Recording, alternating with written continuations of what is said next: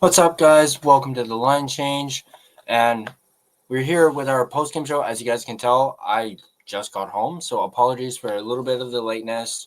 You guys know how transit can be here in the city of Vancouver. But here we are, post-game show, Columbus Blue Jackets versus the Vancouver Canucks. And as always, I want to give a quick shout out and thank you to my sponsor, GasJack Art, maker of that amazing artwork you see behind my shoulder.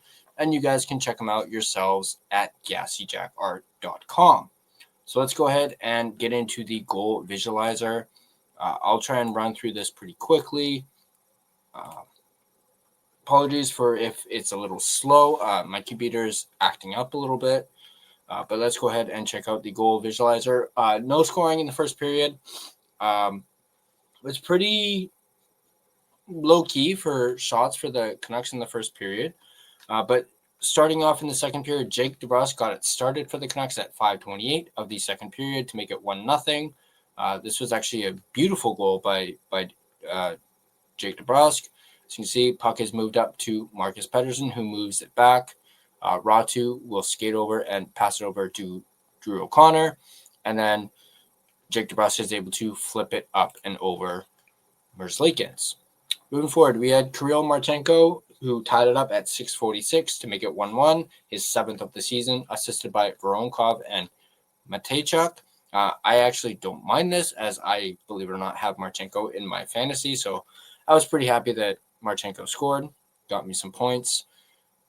But as you can see here, I almost said St. Louis. Columbus moves it up, shot over, and Marchenko is able to get on the rebound. Unfortunately, Lankinen was out of position a little bit. So, and you can thank Chaos Giraffe for that. Next up, we have Voronkov scoring to make it 2-1 at 13:02. His sixth of the season, assisted by Marchenko and Fantilli. Let's take a look at the goal visualizer. As you can see here, Marchenko has the puck, moves it back, taken up to Fantilli, who then passes it to Marchenko, and then actually this was a squeaker goal. This one, I don't blame Lankinen at all. He really had no chance on this one. This one, as I said, was just a bit of a squeaker. And honestly, Lankinen didn't even know where the puck was. I think most people in the arena, having been there, didn't really know where it was either. Next up, we had Drew O'Connor scoring his third of the season at 19:03, assisted by Hughes and Hronek. Let's take a look at the visualizer here for this one. Hronek has the puck, skates back, leaves it off for Hughes. Hughes brings it in, moves around, shoots it. And Drew O'Connor is able to bang in the rebound. And then we'll talk about the little rough stuff that we saw after that goal by Fabry when I have Gerald on. We'll talk about that. But moving to the third period, Connor Garland scores his fourth of the season at 6:17 to make it 3-2 Vancouver, assisted by Myers and Elias Pettersson. So let's take a look at the visualizer here. Puck moved over to Petey, who will pass it back to Myers, and Myers walks right in, shoots it, and Connor Garland is able to get in on the rebound and get it past the Columbus goalie. Then we had Marchenko scoring his second of the night to tie it up 3-3 at 9:47, assisted by Voronkov and Fantilli. So once again, my fantasy thanks you, Marchenko, for the 2 goals here tonight, despite them coming against the Canucks. As you see here, Fantilli passes it off, and Marchenko is able to wire it past Lankinen. Next up, we have Brock Besser scoring at 14:15 to make it 4-3 Vancouver, assisted by Sherwood and Reichel. So Reichel gets an assist in this game, so he's got a point for the Canucks. Oh, let's see. There we go. So the puck is behind the net. DeBrusk moves it out to Sherwood. Sherwood is able to pass it up to Besser, who comes in, shoots it on the glove side of Merzlikins, and it just bounces off his glove and into the net. So a little unfortunate on Merzlikins' part, but I really don't care because it was a goal for the Canucks, and that would be turn out to be the game winner. Let's take a look at the stats real quick before I bring Gerald on. 25 shots for the Canucks, 32 for Columbus. So once again, Canucks hockey getting outshot, but not by a too large of a margin. Faceoffs, 59.6% for Columbus, 40.4% for the Canucks. They were 21 out of 52. Columbus 31 for 52. Power play. Neither team scored on the power play, where they each had 3 penalties each. Obviously, Columbus had the 21 penalty minutes. Of course, a little bit of that was a 5-minute major, which we'll talk about a little bit later. 10 penalty minutes for the Canucks. 20-15 in hits in favor of the Canucks. Block shots 16-11 for the Canucks. 10 giveaways by the Blue Jackets, 11 for the Canucks. 5 takeaways for the Canucks and 4 for the Blue Jackets. Shots per period, Columbus outshot them 11-8 in the first, 13-9 in the second, and then shots were even in the third period at 8 apiece. So let's go ahead and I'm going to go ahead and bring on Gerald, and we're going to dissect this game. So let me just, where is it? There we go. Move that. And bring on Gerald. What's up, buddy? Hey, bud. How's it going? Not bad. How's the game, man?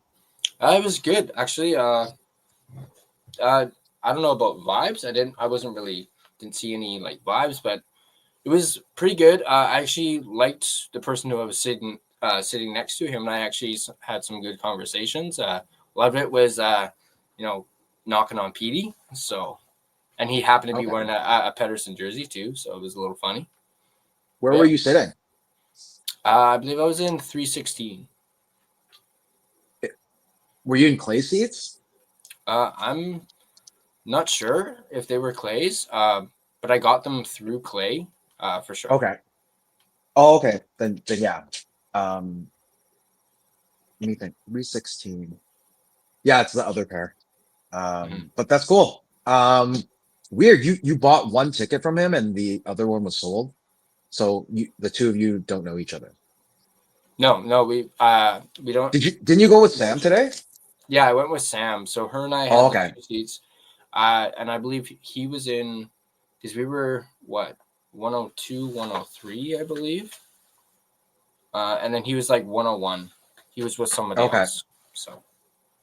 No, those seats are anyways, it doesn't matter. Let's not talk about that. Let's talk about the game. What stood out for you tonight? Like, were you happy about the game? Were you happy with the effort? What's your take? Yeah, I enjoyed the game.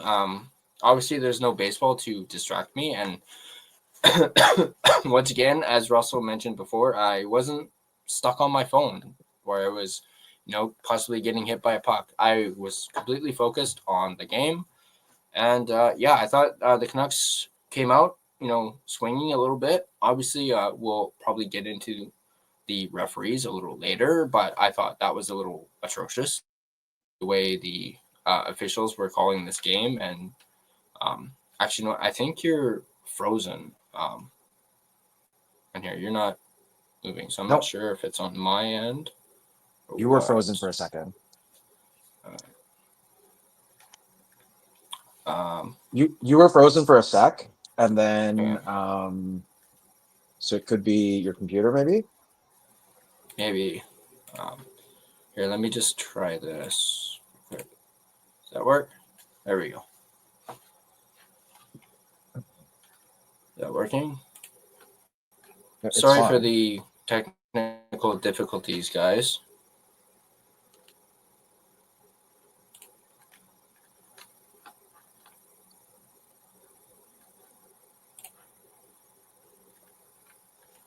Working? Not working? Wow. Yeah, it's fine. Russell's in here. What's up, Russell? How's it going, my dude? Canucks Uncensored also up in the house. We got People First Yukon. How's it going, man?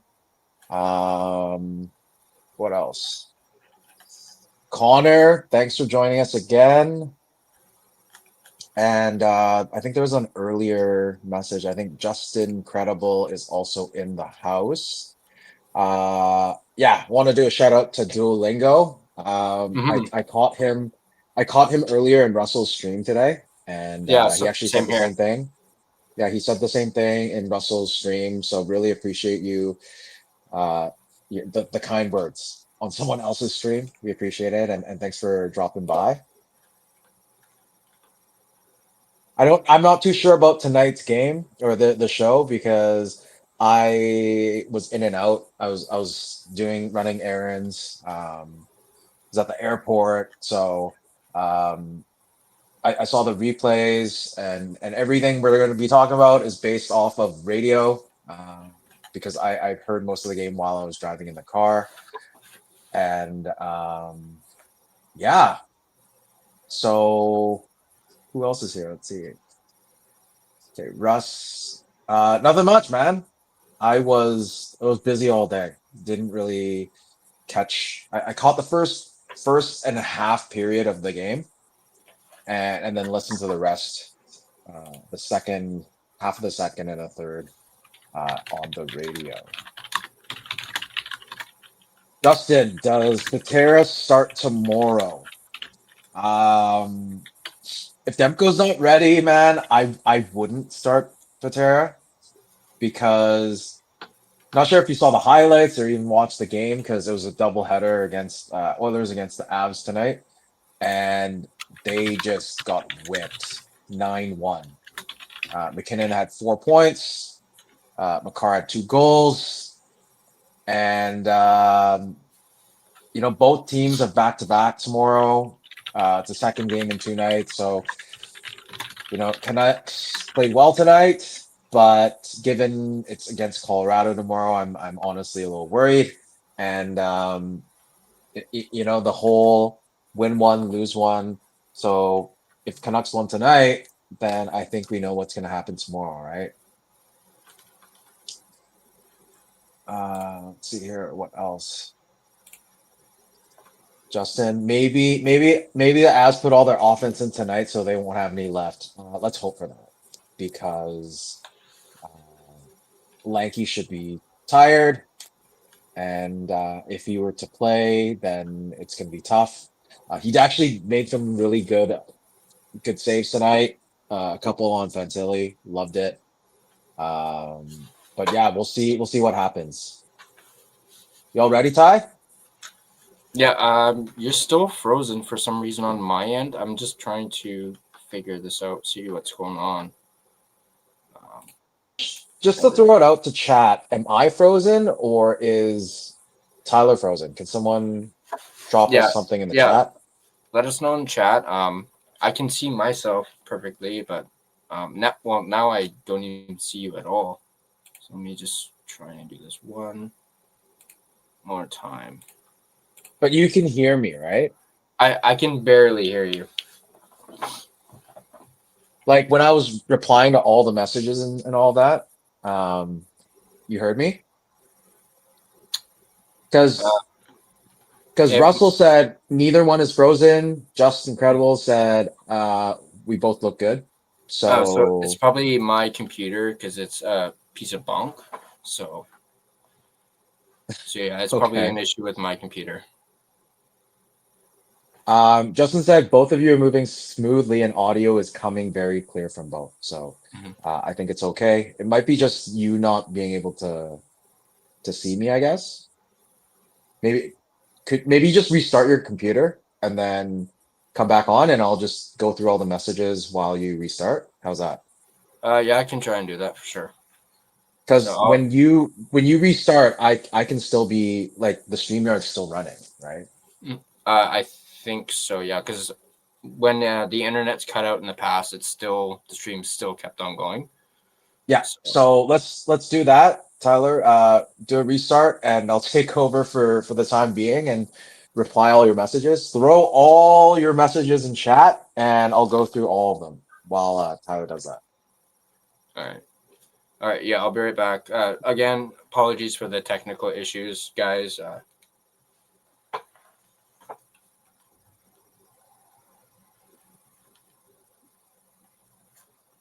Hey, people first Yukon. What's your name, man? And are you in Vancouver? If you want to go to a Canucks game, you can hit me up, DM me.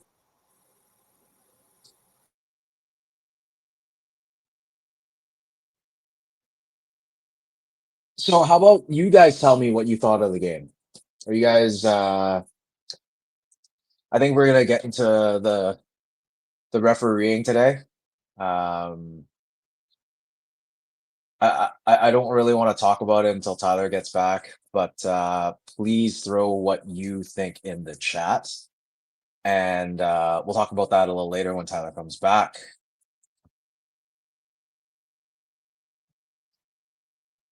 Let's see if I missed anything. Um,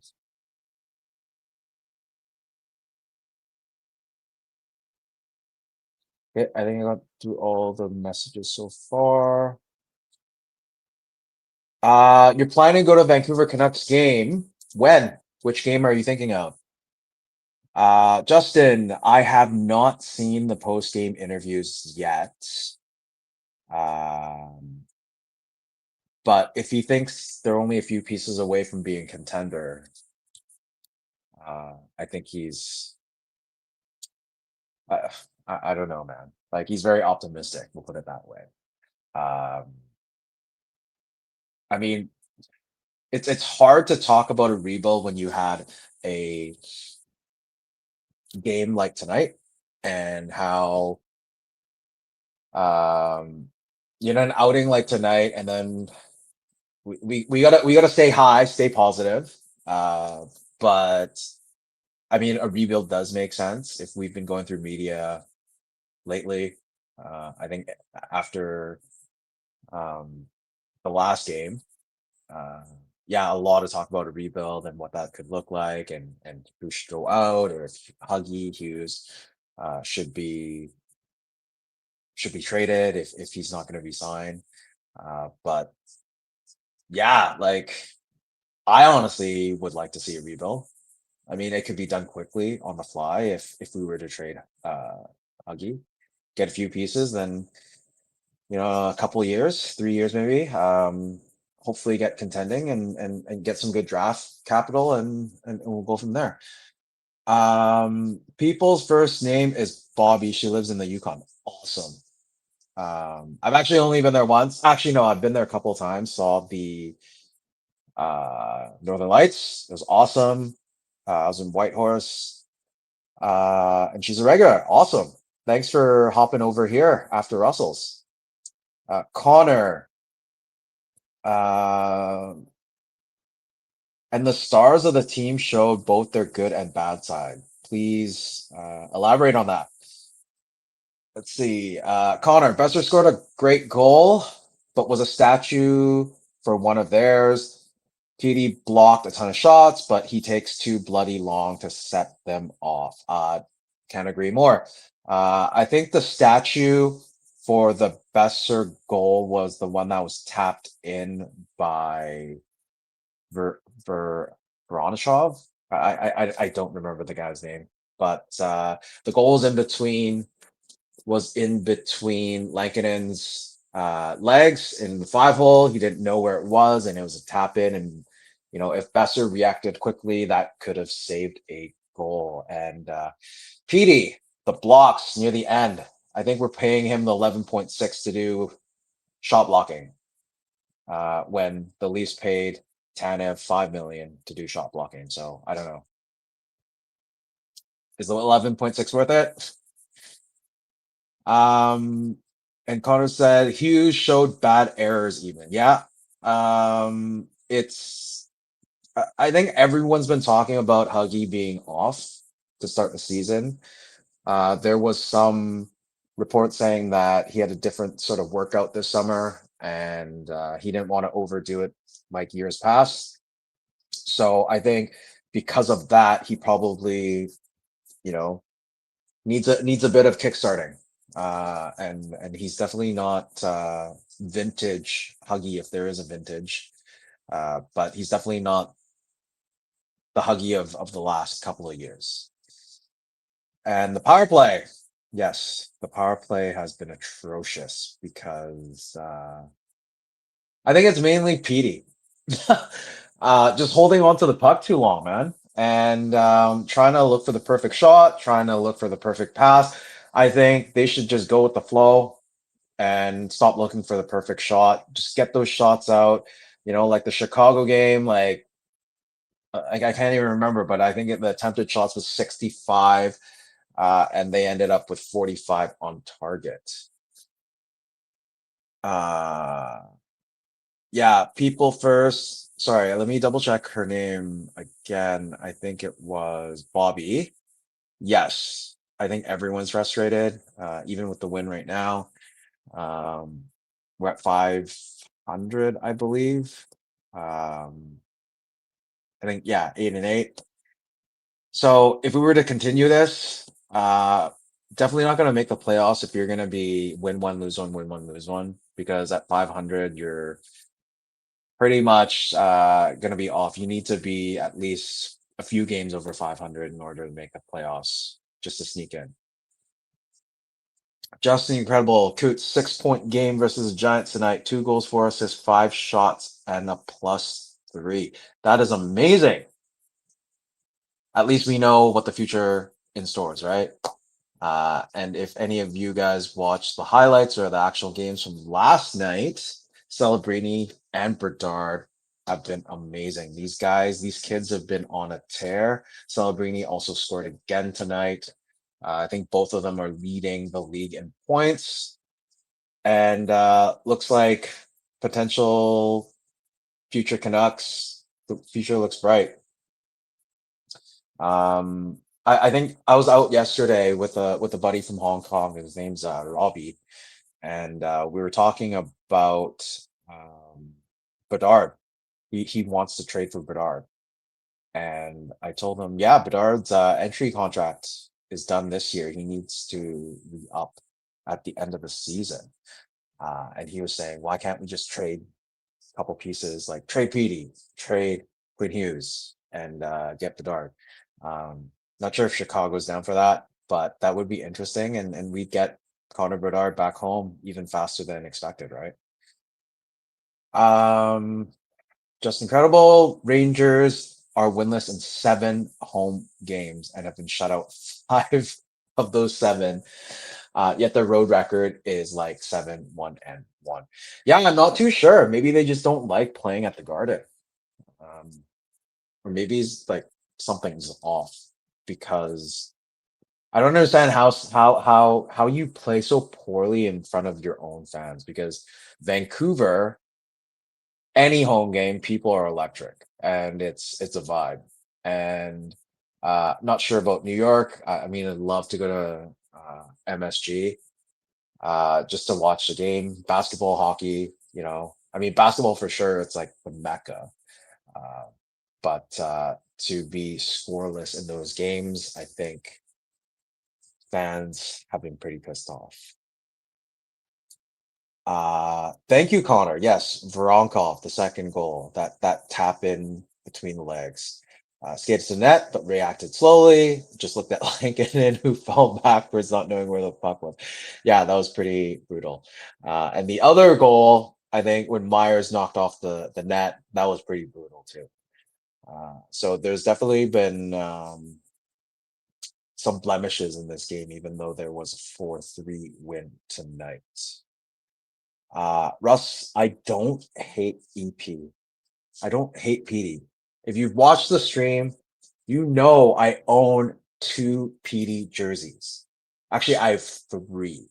I have one that's the white that has Vancouver across his rookie year, and then I have a blue Orca PD, and then also a black skate PD with an A. So if I hate him that much, I probably wouldn't have bought his jerseys, right? It's just I'm sick and tired. I think especially after going to that Chicago game and then watching the game against Minnesota, it was just I think enough's enough, man. Like I think it was that play that in Minnesota that he was on a breakaway 2-on-1, trips, falls. Actually, no, sorry, I was Nashville. Trips, falls, and gets back up. Nashville goes and scores on the other end, and he sat his ass on the bench. So it's things like that that really piss me off. If he was paid like 5 million, if he was being paid Drew O'Connor dollars, I wouldn't say shit, but he's not. Bobby, let's see. I'm not looking into it at the moment. Save up intentions for next year. Oh, that's Connor. Okay. Let's see. Rangers are 0-9 at home. What's up, Stevie? Japan 4.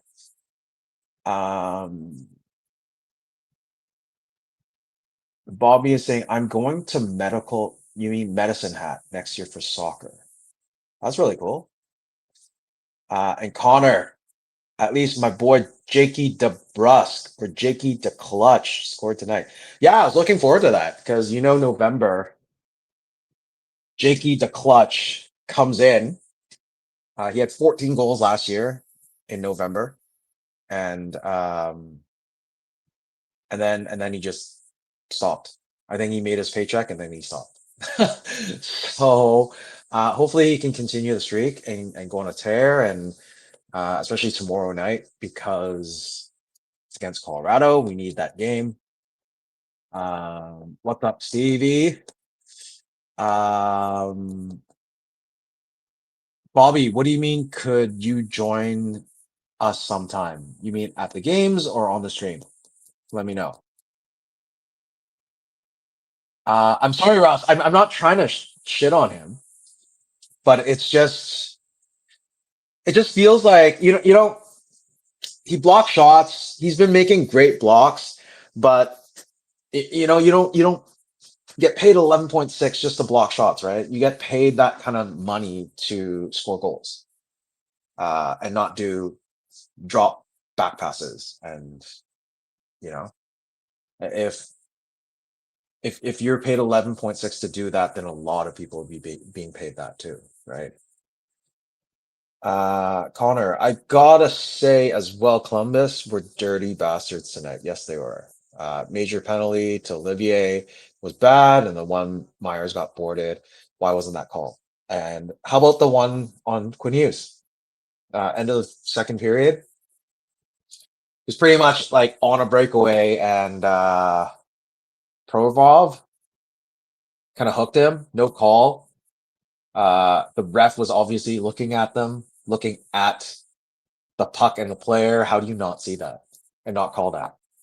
Besser, I think, went over and said to him, he's like, "How is that not a hook?" And I think the ref said it's not a hook, but there's definitely interference of some sort, right? Just incredible. I was talking with my friend about Bedard, Celebrini, and Carlson from Anaheim. And they said that if we hadn't hired Tocchet until the offseason that year, the Canucks were third last and dropping. Yeah, that could have been huge. Yeah, and Tocchet had obviously that coach bump, right?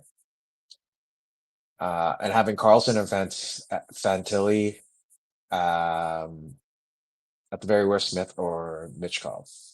Yeah, that would change the whole dynamics of the team, to have any one of those players. And for us, it's Canucks luck that we never really hit on great players. I mean, we technically hit on PD at number 5, and that year I think we were supposed to draft 4th. Can't remember. We always drop in the lottery. So I think even back in the day in 1970, the expansion draft against with the Cousins St. Louis Blues, Canucks also lost the first overall, and it was only between 2 teams. Anyways, we have Tyler back. How's it going, bud? Threw on. Sorry, quickly grabbed Sam's new jacket and threw it on. It's sparkly. Nice. It's bedazzled. So you let me rant for like 20 minutes, my friend. But no, the hat's still on. Oh man. Yeah, I see it. The season's over, my yes, friend. Connor, the hat's still on. The hat's not coming off. What's up, Swervin' Irvin? Tyler had to restart his computer, so I had to take over for about 20 minutes. Yeah. Again, sorry about that, guys. I'm gonna actually look into getting a new computer for Christmas. So, But yeah, I did hear you talking about the referees, and yeah, having been there, yeah, the referees were Please, freaking bush league tonight. atrocious, Like, it right? was brutal. What the hell happened with Oh the yeah. huggy hook? Like at the end of the second, and he was on a partial breakaway, and he gets hooked, and there was no call. Yeah, That's yeah, pretty. no That call. You that see guys like Kane, Petey, all throwing their arms up in the air and just stop playing. Like, how did you not call that? do you feel if Huggy kept skating, it would have been a penalty? Or because when he got hooked, he obviously knew he got hooked and he stopped skating. But if he were to continue to skating, do you think that that call Mm-hmm. gets made? That's what I'm kind of thinking. Maybe. Yeah, Yeah. because he basically just gave up on it and he assumed that it was a call because you saw him stop Mm-hmm. immediately when he got hooked, like when the stick went under his arms and right. Mm-hmm. Um, Canucks Justin's bias. got a If it good was point. McDavid, that'd be getting called. Yeah, Yeah, 100%, man, hundred absolutely, percent. absolutely agree with you, Justin, on that. But yeah, I think I heard you talking about the Olivier 5 minute major. I actually missed Yeah, it in real time. I caught it on the replay afterwards because everyone was like, in my section was going nuts, and I was just like, "What happened? What happened?" I think I was eating my burger or something like that. And then I saw it on the replay, and yeah, that was bad. Him getting boarded like that, I was concerned. No, it gave me. I mean, DPD's not Heedle, but at the same time, you're yeah, like, shit. His head like snapped back. You're like, oh great, here we go again. But it was great to see DPD come back out, and yeah, yeah. I understand them wanting to review it for a 5 minute major, but you should have just automatically called it a 5 minute major. That was like stick to the letters or the numbers. Automatically should have been a 5 minute major. Yeah, I think so too, because no, but the problem is you can only review if you call a 5 minute. Mm, I thought that's the rules. yeah, You can't review a 2 minute penalty. It has to be a 5 minute in order for it to be reviewed. And then once that's reviewed, league has sort of the evidence, and there could be potential um suspensions or some sort of remediation of some sort, right? yeah. I do think perhaps maybe the NHL might look at it, Yeah, just because of the review. yeah. Do I think he's going to get suspended? I don't know. I don't know enough about Olivier, but apparently this is the second time he's gotten a 5 minute major like this month. So perhaps he might This get month, suspended. okay. So he might just get suspended for one game since he's had two major like penalties against him Yeah. in such a short span. So I could see him, but I'm not like clamoring for it. Like DPD came back out. He's not hurt. Um, and yeah, Japan 4 has got a good point. He is a repeat offender. So I could see maybe a 1 game suspension. Not like I said that I'm clamoring for it, but I could definitely see it. Yeah, because I DPD was actually on the ice for quite some time for them. mhm, And yeah, he was crouched over for like a couple minutes at yeah, least before like getting off the ice. So yeah, but under those circumstances, if a player's not really injured, I don't think the league yeah. will really do suspensions.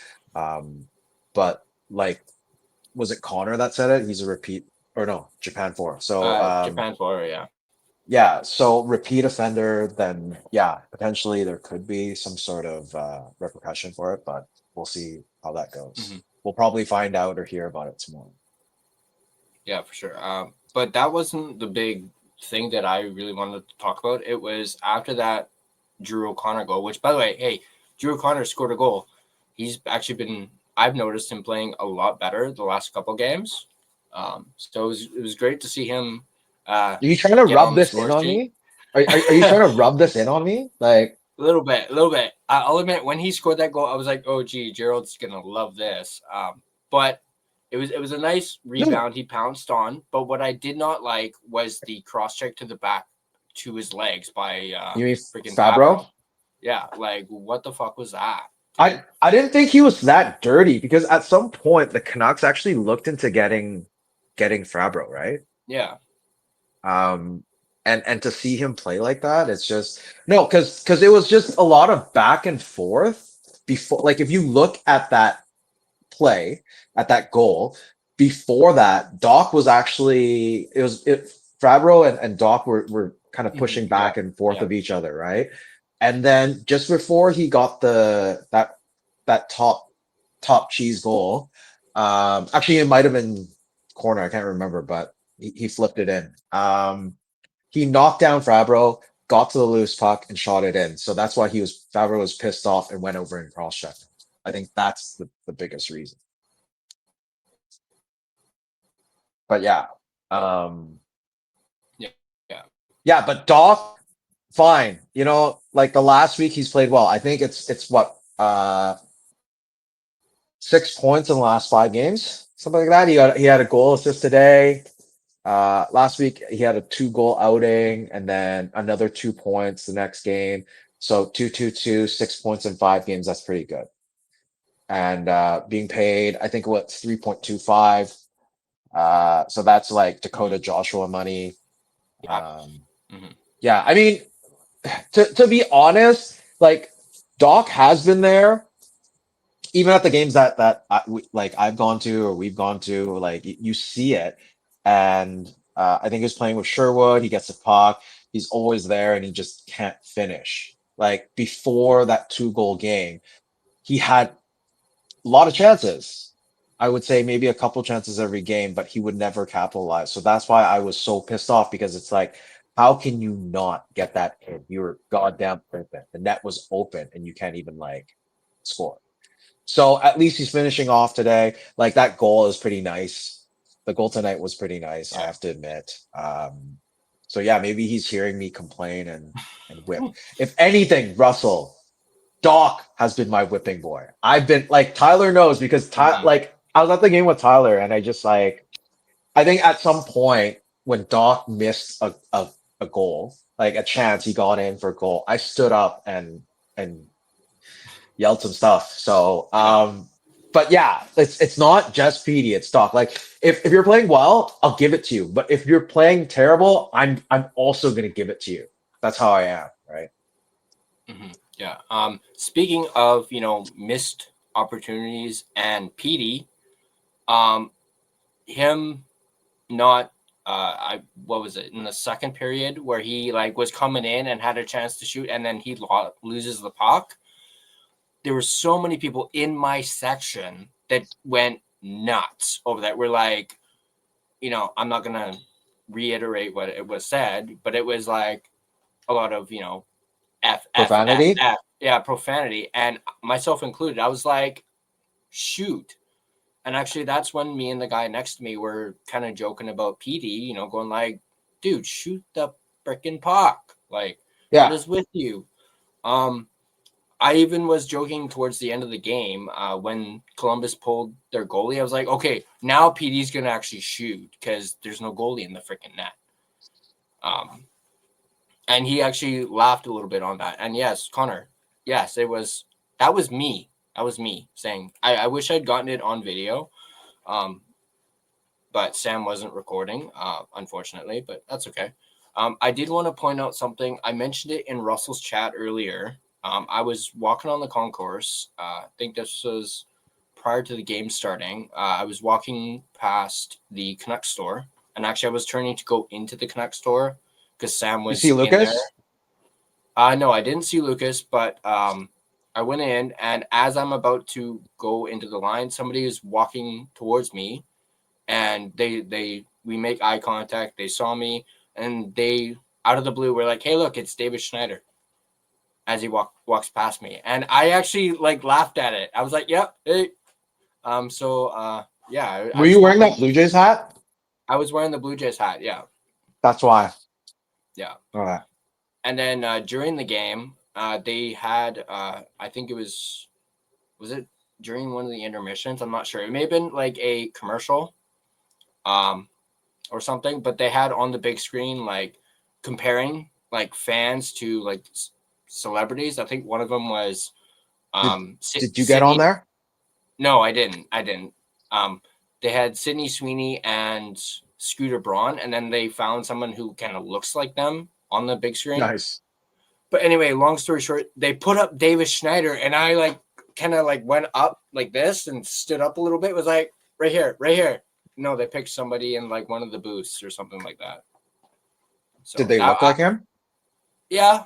I mean, not as much as I do, but I'm a little biased. But Okay. yeah, I was kind of hoping they would put the camera on me, but it's okay. It's okay. Maybe next time. Yeah.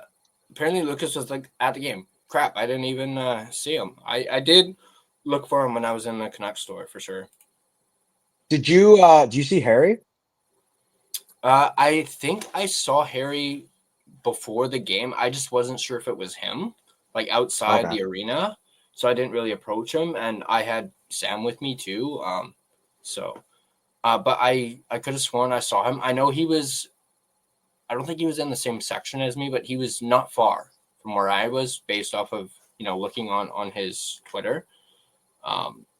Actually, it looks like Connor might want to. Connor, is this saying you want to jump on? Do it. Yeah, I absolutely. I'll get you to jump on if that's what you're saying. Definitely 100%. Let me know in the chat, and I will post the link. I think was it here? People First Yukon, I think, wanted to come on too. Bobby, So, yeah. Hey, yeah. can you highlight the Canucks uncensored message? I think it was 11:51. About yeah, 10. Sorry, just scrolling through.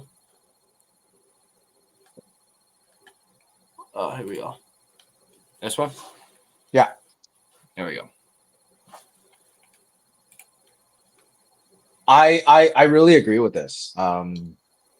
It's odd because before the start of the game, I actually threw out a message to a couple of my Canucks group chats, and I was saying what? Because I didn't look at the practice yesterday. I didn't look at Canucks Army. They actually had um, a post about the new lines and how Besser and I think Besser and O'Connor were supposed to play on their off wings, and then to start the game, it ended up being DeBrusque and Besser playing on off wings and on different lines. I guess Foot finally heard us talk about how much we hate having Besser and DeBrusque on the same line, Mm-hmm. and you know what? It worked out.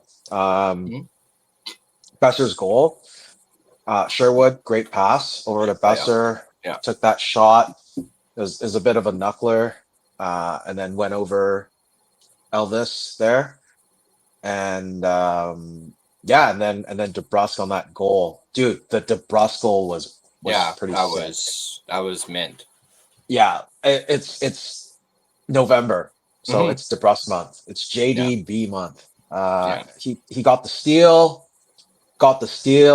threw it down to Ratu. Ratu had to reach a little bit, got it in, tapped it down to Doc. Doc made a nice little nifty pass, and DeBrusque did his patented like drop shot. That was pretty sick. So, really like that. Looks like it's not just Connor. Might be Russell might be joining us too. This is dope. Let's do it. Let's do it. All right, I'm gonna post the link, guys. It's Saturday night. Saturday night. It looks like we're gonna have a little bit of an open house of sorts. Sounds good. Let's do it, because all these people watch more of the game than I did, so it'd be great to have all of you on. So yeah, I just posted the link. We'll probably bring Connor on first, and maybe can we bring Russell on at the same time, and then we'll get to what was it, Bobby? Do you want all of them on at the same time, or should we have one at a time? I mean, I'm game for anything, honestly. Yeah, I'm game for anything. Because if we have more than one at a time, because right now we're already at So 3, it's there's going to be. Connor. Evening, boys. How are you? Was he Hey, going Connor. man? Oh my God, guys! I've fair to say, I've a fair few emotions to deal with right now after watching that game.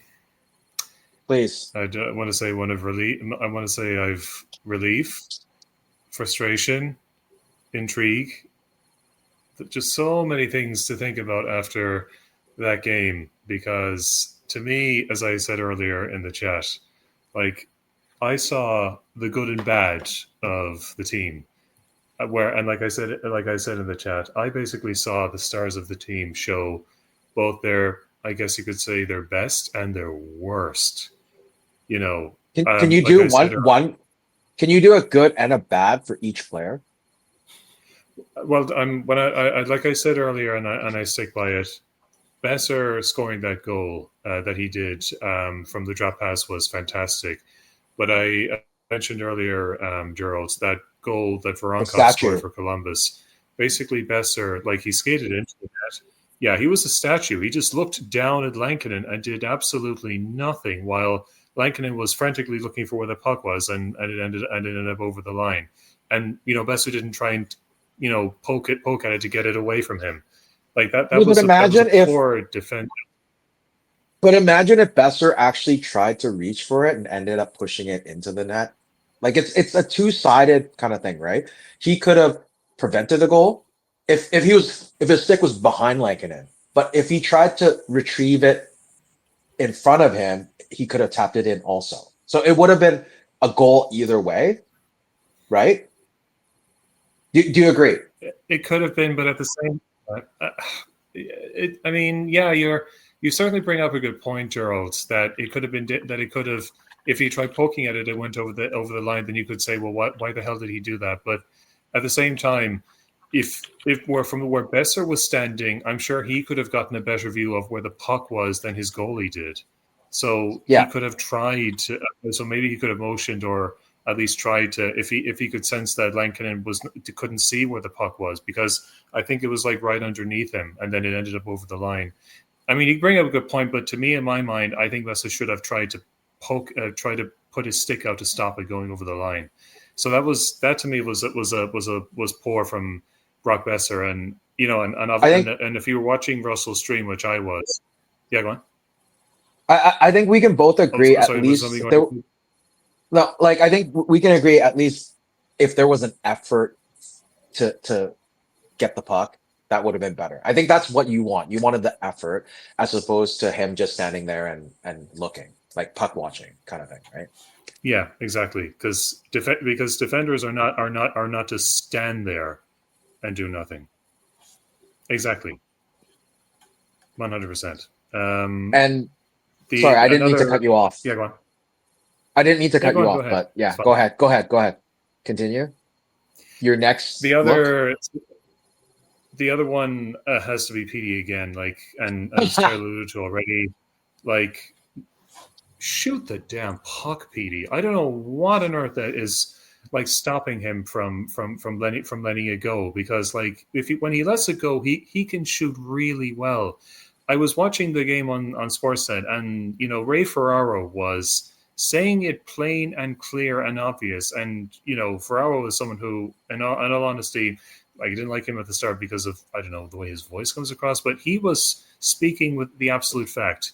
Like, he believes Petey is someone who should have way more confidence and not worry about where the puck goes when he shoots. If it goes wide, it goes wide. If the goalie saves it, the goalie saves it. But if you don't shoot the puck, you're never going to score. And how many times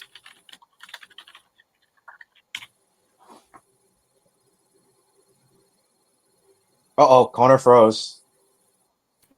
Possessed, is either stripped of the puck or makes a poor pass or something like that, because he just has this hesitation about him, and I don't understand it. But it's interesting, and it's amazing too, because he's certainly no hesitation about putting himself in the way of shots that are coming in and blocking shots. I must admit that what you said earlier, Jared, I must admit, gave me a good chuckle. We're paying him $11.6 million a season to stop shots. Yeah. Yeah, And we're paying to pass and block shots. And we're paying Demko how much? Really? 8.5. And we paid Lankinen. I think 8.5 what was it? 3 seasons. Yeah, exactly. So I mean, if PD wants to be a goalie, we can try that. He can be like the third string. Well, at least we won't be in a situation where we well, I mean, we actually don't have emergency goalies anymore. But maybe in that situation, PD would he make could a be our damn good e-bug. e-bug. Yeah, He could be. 100%. Yeah. Sorry, I want to add something. If Russell is still here, I just want to say I'm not the only one that's shitting on PD because Connor just said exactly what I kind of said. And it's just we're stating the facts. We're stating like what we see as opposed to hating with him. Like I don't hate him. I'm sure he's a great guy. I mean, we saw some of those videos with his wife when he's at home. Like he's pretty chill and all that. But on the ice, you're professional and you should be expected to do that kind of thing, right? To score goals if you're getting paid that money. Yeah, exactly. 100%. You said it right. I'm sure PD is undoubtedly a very down-to-earth guy who, might be a bit quiet, but, lets his playing do the talking for him. I'm sure off the ice he's chill, down to earth, and his wife has a YouTube channel, and it's great to kind of see kind of more into their personal lives a little bit, albeit not too intrusively, because what they do is their business. But but as a professional on the ice, I would like to think that at this stage in his career, PD could at least try. You froze there, Connor.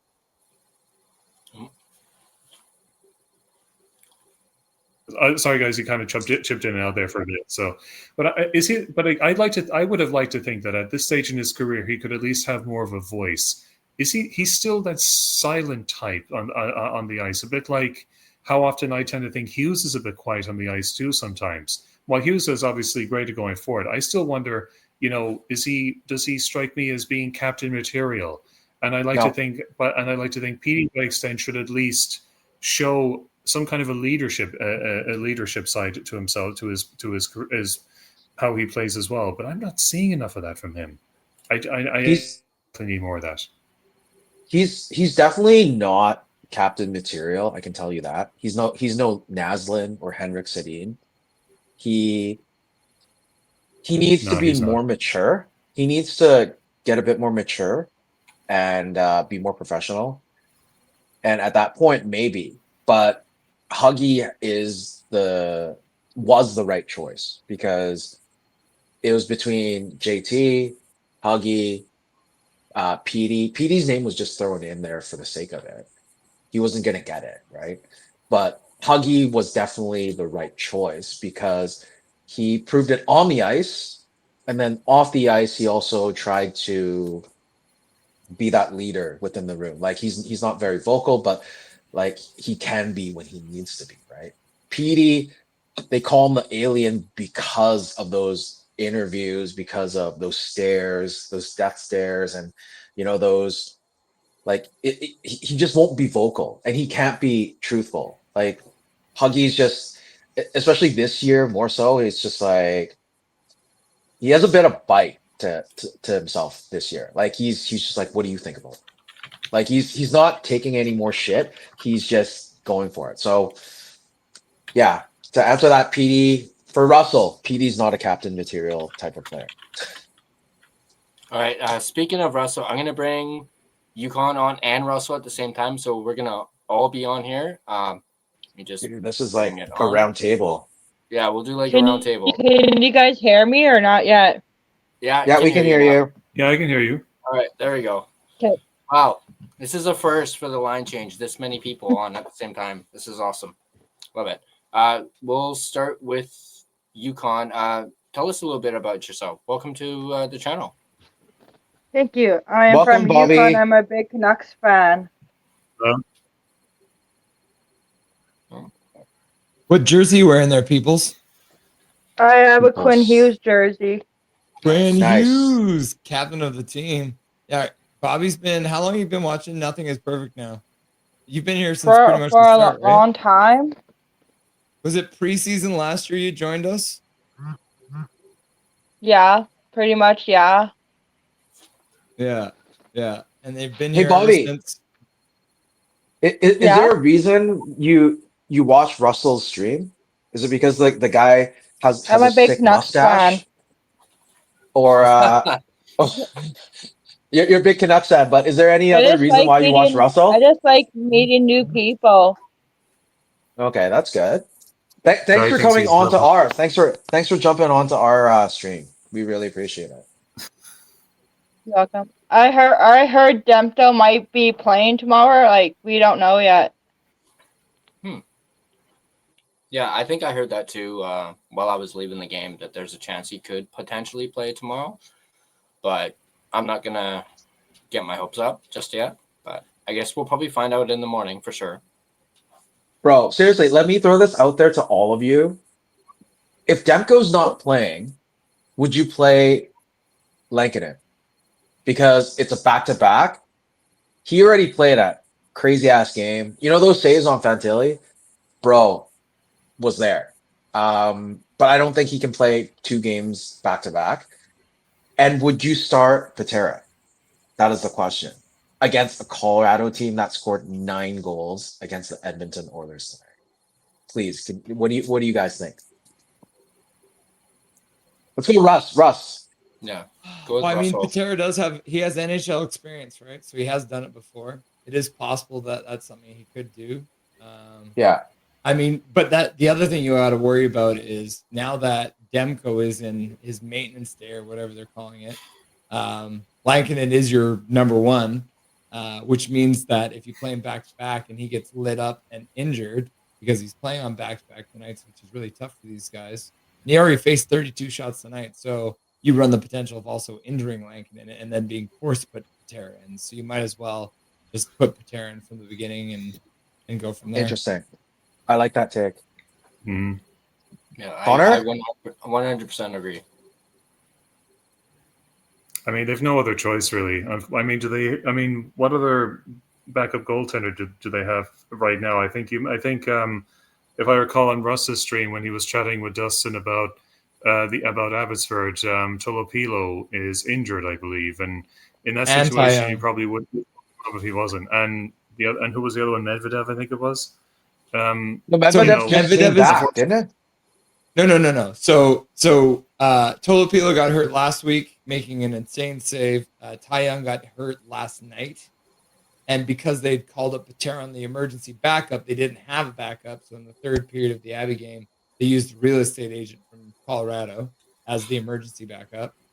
And then today they called up Koskin Vuo and Lemieux from the ECHL affiliate, the Kalamazoo Wings. And so they had Lemieux start tonight because he's a veteran. Oh my God. Koskin Vuo as the backup. So currently there are 2 injured goalies in Abbotsford, and Patera has been called up because Demko's hurt. So in the Canucks system, we currently have, I think it's 4 injured goalies. Jeez. Wow. Wow. The injury bug doesn't stop. No. We seem to have the worst luck of all of the NHL teams right now this season. Oh my goodness. I remember the last time. Sorry, I remember the last time this happened was during COVID, and pretty much half the team was like off, like had COVID, and they pretty much almost didn't play the game. And it was amazing if I remember that they still managed to win the game against the much fancied Leafs with half the team missing. Yeah. Shows you how terrible the Leafs are. And sure, sorry for the bad language, but sure, Toronto went and got beaten by their owners today. Boston? Mm-hmm. Yeah, basically, Toronto are the official property of Boston. You guys should know. Mm-hmm. Yeah, absolutely. Yeah, we should do an open house for Nothing Perfect too, Russell. We have done one. We'll do more in the future. That way, we'll probably get to hear more of Russ's concept. What is it? He does this so many times. Russ,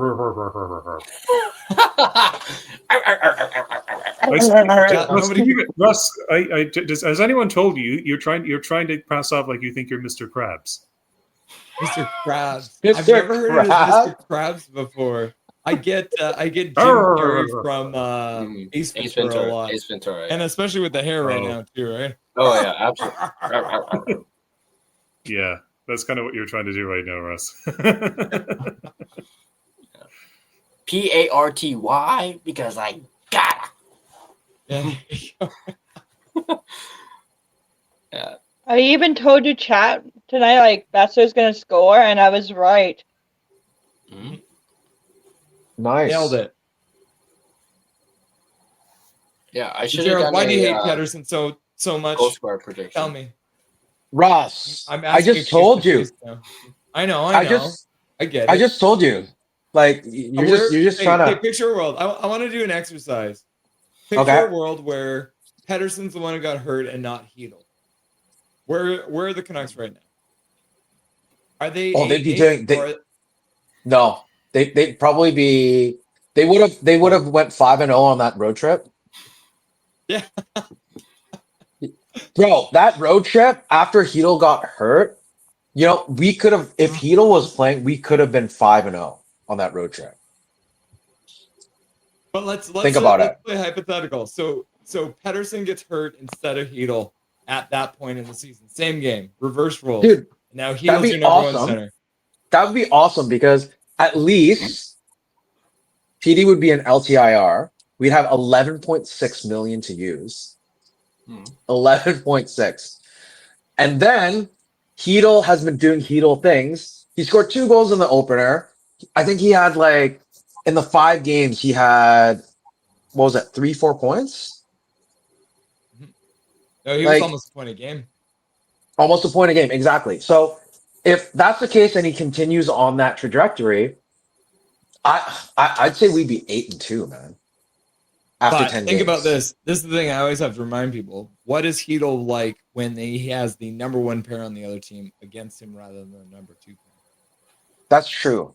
Because remember the Bluger, Connor Garland, Dakota Joshua line was so effective. It was the best third line in the entire NHL, but that's because it was a bad second line. And they're not that they're a bad line, but you get what I mean, that when you're playing against the third defensive pair because you're the third line, you can take advantage. Whereas when Hedel's playing against the top pair, he's not going to be able to do what he does against the second. Is what I'm saying. I'll give that to you because PD has been playing really. He's been playing a lot of high defensive minutes, and I understand that he the blocking shots and all of that. That's part of his repertoire now, and he needs to face, the other opposing teams top line. So it's more excruciating than just being offensively. So I understand and get that, but he just needs to shoot the puck. Like what Tyler was saying earlier, just shoot the fucking puck, man. That's what I'm not shitting on Petey because it's just you expect. Okay, so you're paying him 11.6. He's playing these high defensive minutes because Bluger's not around. I understand and appreciate that fully, but when you have those offensive opportunities, those chances, and you don't capitalize, like the other day, dude, Garland, Kane, those passes. What are you doing? I wanted to throw something at my Anyways, let's just leave it at that. Connor, you were trying to say something, I think. No, I wasn't. No, I know you were. Honestly, you were spot on with everything you were saying. I mean, to be fair, guys, one other thing that we have to remember is, Lekkerimäki obviously is up right now, is injured as well. I certainly think that if he was playing, I certainly think he could have certainly ensured that we'd be winning more games than losing them. I think the last game against Chicago, I think definitely had he been playing, we would have scored more goals, I think. Now, granted, Spencer Knight had an amazing game, but I still think Lekkerimäki certainly would have gotten a puck past him once or twice, I think, in that game, because certainly to me, I seem to think that Lekkerimäki has really grown into as a center going forward. I definitely think he'd have scored as good in those games. So I certainly think that hopefully when he's back and he's okay and he's healthy, I certainly hopefully then they'll at least start winning more games then. Yeah, I thought the same when Connor Garland came back for the game, but they ended up getting spanked. Like that was like for God's sakes. Like I thought Reichel would actually score a goal against a team he played for. You know how Garland is. He's not I don't think he's a center or anything like that, but he's there to at least try and make something happen. 100%. Hey Russ, what kind of stats are you trying to pull up for us? This is NHL Edge. This is Pettersson versus Hedel. Got I love this. Difference in obviously in games played. I'm very small. Can you guys see that though a little bit? You can see it enough? Actually, Ty, are you able to pull that up and share that on the screen? Yeah, I can try and pull that up. Just give me 1 sec. I'll get that. While you're doing that, I've been meaning to ask you, how cold is it up there right now where you are, Bobby? It's like we're supposed to get a lot of snow up here. Oh, geez. Certainly, geographically, you guys have it worse than everyone else, don't you?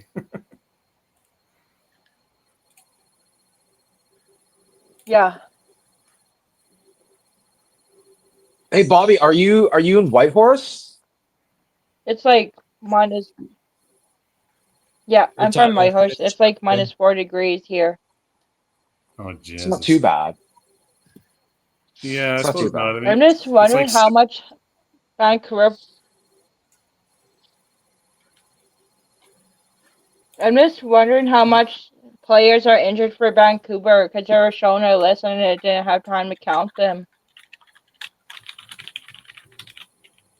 Well, right now, I think that list is going to be shortened really soon because Bluger, Lekkerimäki have been practicing in non-contact, and Hoglander is getting close apparently, but still no news on Forbert, Hedel. Who else is there? Like Jet Wu, Brisebois. Is there any? Am I missing anyone else? Russ, you should probably know that. All the goalies.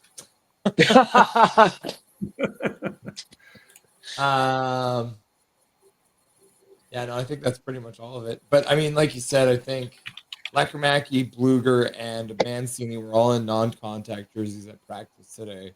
So Mancini as well. Yeah, honestly, I really love Mancini and how he was playing early in the season before he got injured as well.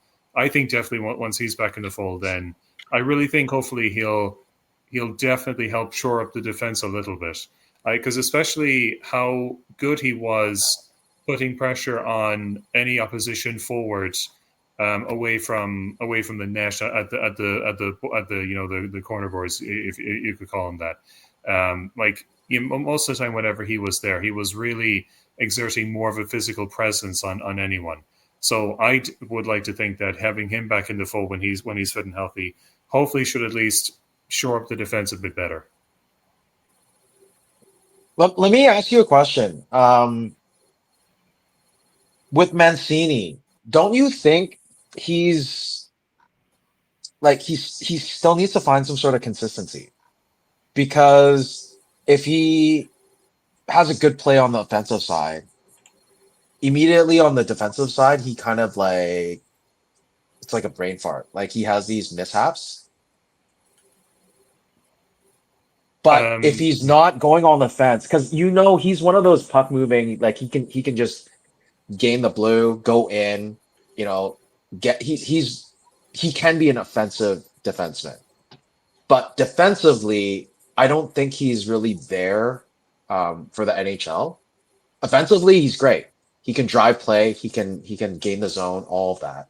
But on the defensive side, do you think he's ready? Yeah, no, I would certainly think actually he's actually done better defensively as well, Jared, to be honest with you. Certainly. Now, I will admit it's hard for me to remember, because it's been we're a fair few games into the season now, so it's hard for me to remember, admittedly, the last, couple of games that he did play before he got injured. But I can't really remember a time where he was playing where I felt defensively he was being outmatched, he was being outmuscled, and he was put off the puck and he was being knocked off the puck too easily. I actually think he's certainly improved in that regard. I just think that, if anything, my biggest concerns are purely with the Chaos Giraffe, Philip Hronek, and who else? And even lately, Marcus Pettersson as well. And how he has been racking up the penalty minutes as well, which is not a good thing as well, I have to say. I actually have way more gripes with them than I do with Mancini altogether, quite frankly. And especially because they've played a lot longer in the NHL than he has. You would certainly think that with more experience than he does, that they certainly wouldn't, in my book, be more susceptible to giving the puck away as easily as he does. Now, granted, none of them defensively are perfect. Make no mistake about it, and they have been known to fly hack at the puck and just knock it away in panic, if anything. However, my brutally honest opinion, I certainly think Mancini deserves more credit than anyone would give him here, Gerald. To be honest with you. But here's the question: like, if wow, Servant Irving in the house. Hey guys, Sorry, I'm you guys just having gonna a party without me, hey? What's the crack? Sorry, I'm just. It It wasn't a I'm just party gonna until you finish. got here, Swervin. Sorry, I'm just gonna finish that point. Yeah, go ahead. With Mancini. So if with Mancini, healthy, we're not even talking about Forbert right now. With Mancini healthy, who would you replace in the lineup? So we have the top two with Huggy, Hronek. Obviously you don't like the Giraffe and DPD, and then we have Willander and shit. Who else do we have? I'm having a brain fart right now. Huggy Hronek and Pettersson with Myers, and Marcus then we Pettersson. have the two kids, Yeah. DPD and Willander. So who would you replace? Who would you replace putting Mancini in? Man, that's tough. I won't lie to you. That is tough. May I speak? Yeah. Go on, Corbin. The logic would say that it would be Willander, but realistically, if Willander hasn't deserved to be out, then you just let Mancini sit on ice for a bit until it calls for it, or maybe Myers. But I don't think you do that to a guy who is so veteran, who has an A on his chest. Yeah. So, and then because if you do that, then half of your blue line is DP, Willander, Mancini. That's a little suspect to me. Go Russ. Go ahead, Russ. I was putting my hand up You like so in eloquently put your hand up. Yeah, go ahead. I feel like the actual plan at the beginning of the year was to actually have Tyler Myers and Forbort flipping in and out of the lineup, and then having Mancini and DP flipping in and out of the lineup. I think the Wielander situation has changed that because he has shown that he can be an NHL defenseman already. So then that's where things get complicated. I think it comes down to contract. So Wielander and Mancini are waiver exempt, and so is DP. So they could essentially be rotating them back up and down to the farm as well, because now that they're in Abbotsford, suddenly you can send them down for a week and then bring them back up, that kind of thing. Chaos. Hey, with that comment, Russ, do you think the NHL did right by forcing players sent down to play one game? Do you think the NHL did the right thing? That was the PA. So that was part Oh, of the sorry, the PA. Yeah, so the NHLPA said if you're going to be putting people down, you have to make them play at least one game. It was specifically to punish us. Yeah, I mean that's when most of the rules get created. Yeah. They're all to punish the Canucks. Always. Yeah. Yeah. Just Sorry to take a jump in little late, longer guys. recapture. I was surprised to see you still got alive so late, but Yeah. it's always good to jump on with you guys. Let's see if I can share this real quick. What have we been talking about for the last 30 minutes? Lots of stuff. Let's actually let me quickly see if I can. We've been talking about how Russell thinks I hate Petey. Yeah. And how I have this I have this vendetta against Petey. But I don't. So, and Connor understands that. We talked about this.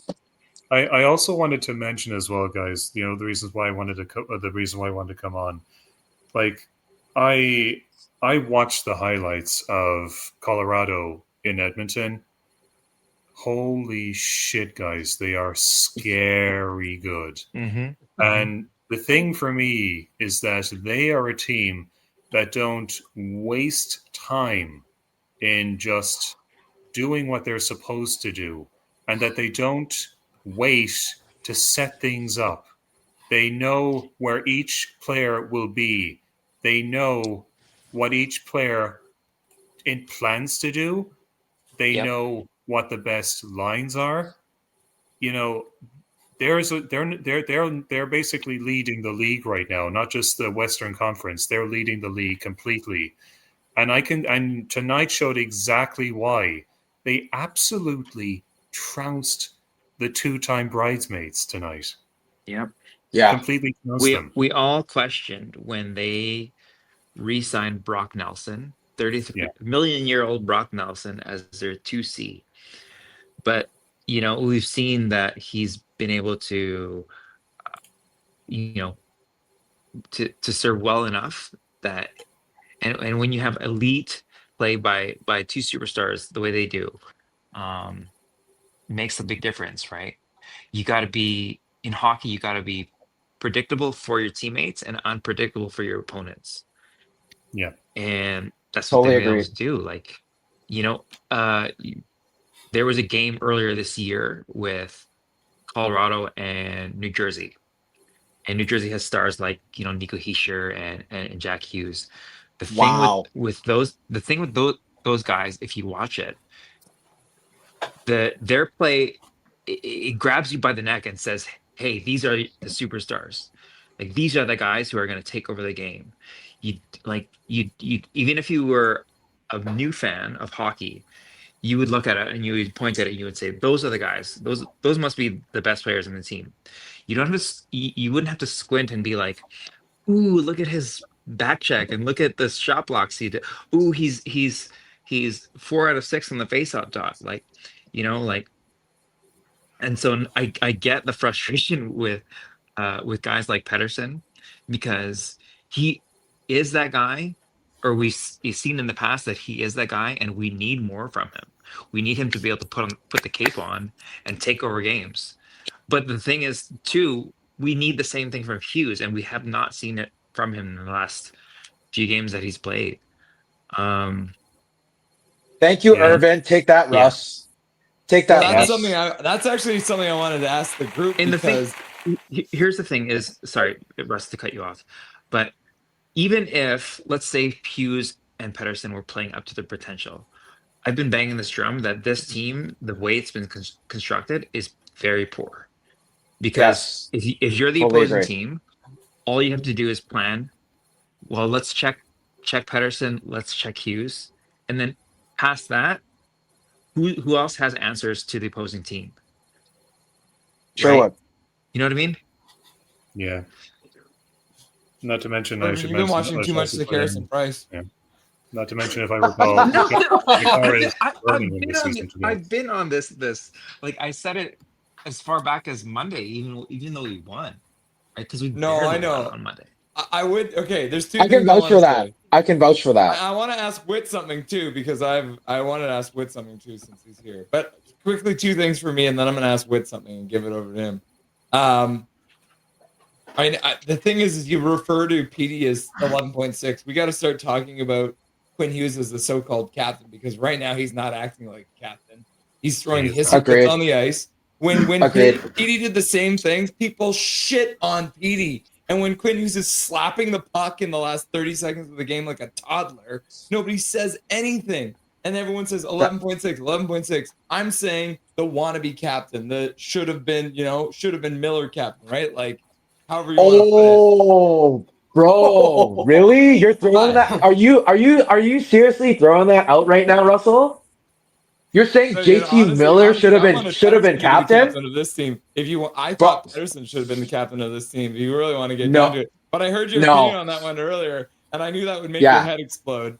Bro, no. So, okay, wait. Sorry, I know you have a question for Wet, but Russ, I need you to answer this. Do you honestly think PD has the capacity or the leadership qualities to be a captain compared to Hughes? Please. Did you ever see Joe Sakic yell at anyone? Not behind closed doors. You never heard about it. You just don't hear about it. Was he? Right. There's different ways to be a captain. I think Pedersen would have made a really good captain. And honestly, when the whole conversation was happening, there were people talking about should it be Hughes, should it be PD? Like, that was a conversation that was happening.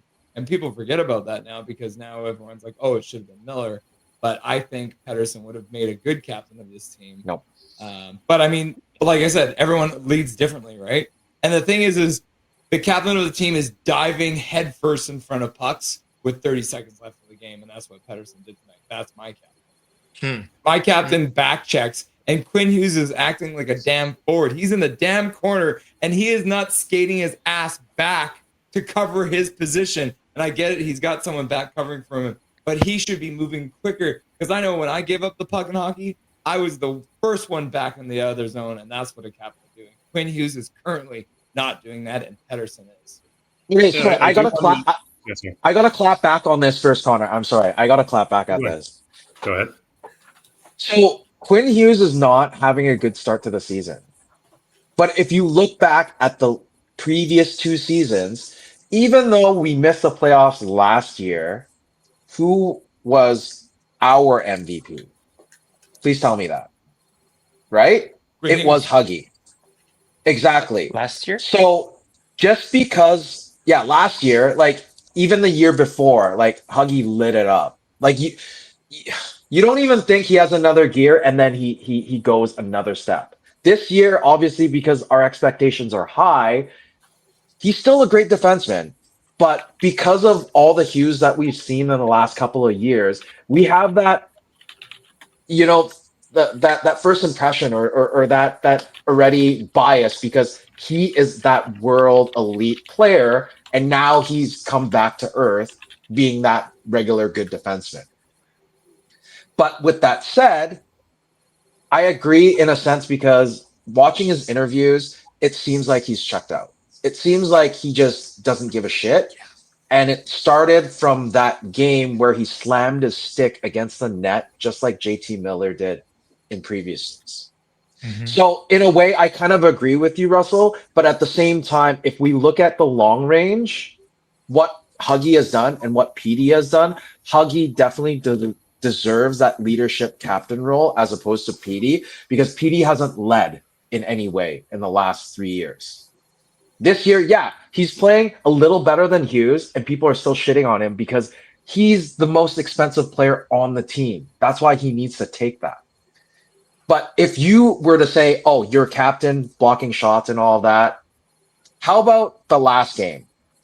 The last game, like making these back passes, not taking shots when they should be, it rubbed off. Guess what? Connor Garland had a chance at a shot. Didn't take it. You cannot blame Pedersen for the action of the other players. You cannot. No, I was going to say that earlier. Nobody you're going to say wants to shoot the puck. There's not a single player on this team that thinks the first thing I should do is shoot the puck other than Drew Dam O'Connor and Tyler Myers. That's why we're fucked right now, because those are the only two guys on the team that are shooting the puck. You cannot blame Connor Garland, or you can't blame Petey for Connor Garland not shooting the puck. I will absolutely not allow. But here's the thing: it's because it's brushing off. We're looking at the leader, Petey, the 11.6 person. He's not shooting the puck, so we shouldn't be shooting that puck too. Because if we shoot the puck, we're going to overshadow him. That's why he's leading by example by not shooting the puck, and everyone's like, "Oh, maybe we shouldn't shoot the puck because we have 45 shots in the game. We have 45 shots in the game." You're saying that everyone still thinks that Petey's the captain, even though he doesn't have a C on his chest, because they're following him instead of Quinn Hughes.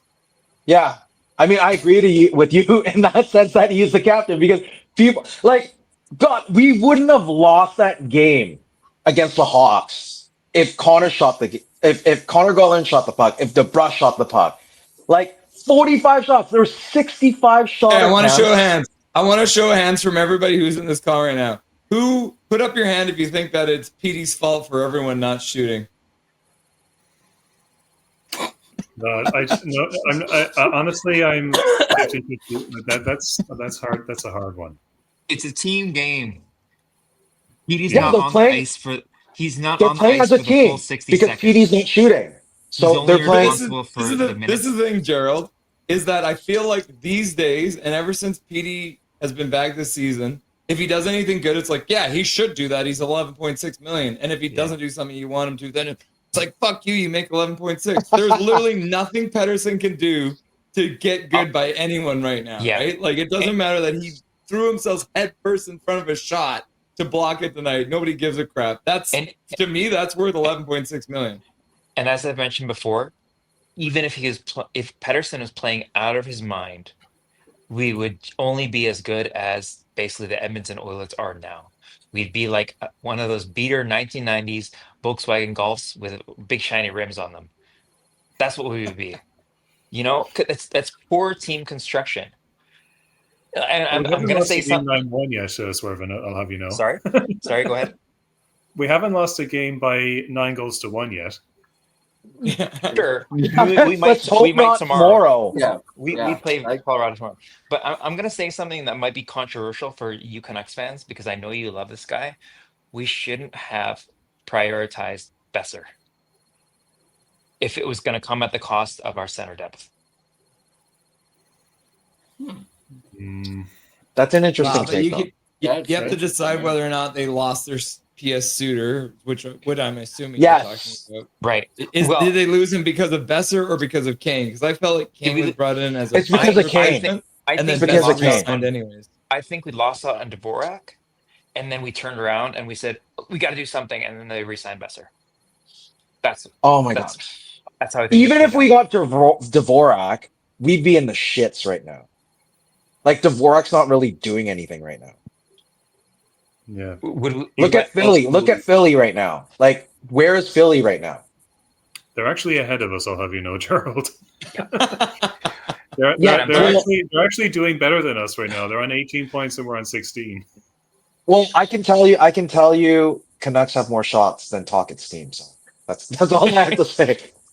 Can I ask my question about that, Gerald? They're ahead of us, and the way they see it, they'll think that, oh great, we got a better coach. That's Vancouver's lost our game. I'd really love to hear from Whit right now, because I know he's Whit, I want to talk to you. Hey, because when I had you on the stream last time, you were talking about high event hockey and how the Canucks play it. And today, when we were going through the stats before the game, it was like the Canucks percentage of high danger chances against and high danger chances for is crazy. Like the amount of shots that are having towards them and against them, the percentage of high danger shots on both sides of that is way higher than the normal in the NHL. What the hell is going on?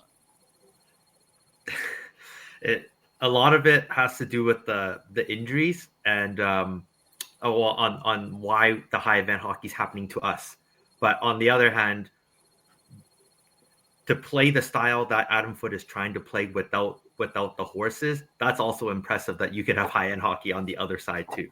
So I think it's quite fascinating, and quite frankly, I'd still take this over Talkit. Honestly, this is way more entertaining to watch.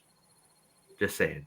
I like Talkit goes to Philly, and where is he at for shots on goal? It's like what, like averaging 15 or something. Like I'd rather have us having way more 30 plus shot games than this. So No, I think their average is actually 25. The last time I checked, it's actually more than what we expected. Because in the preseason, I shit on them because their average shot count was 20 or 21, but they've upped it a little bit. A little bit.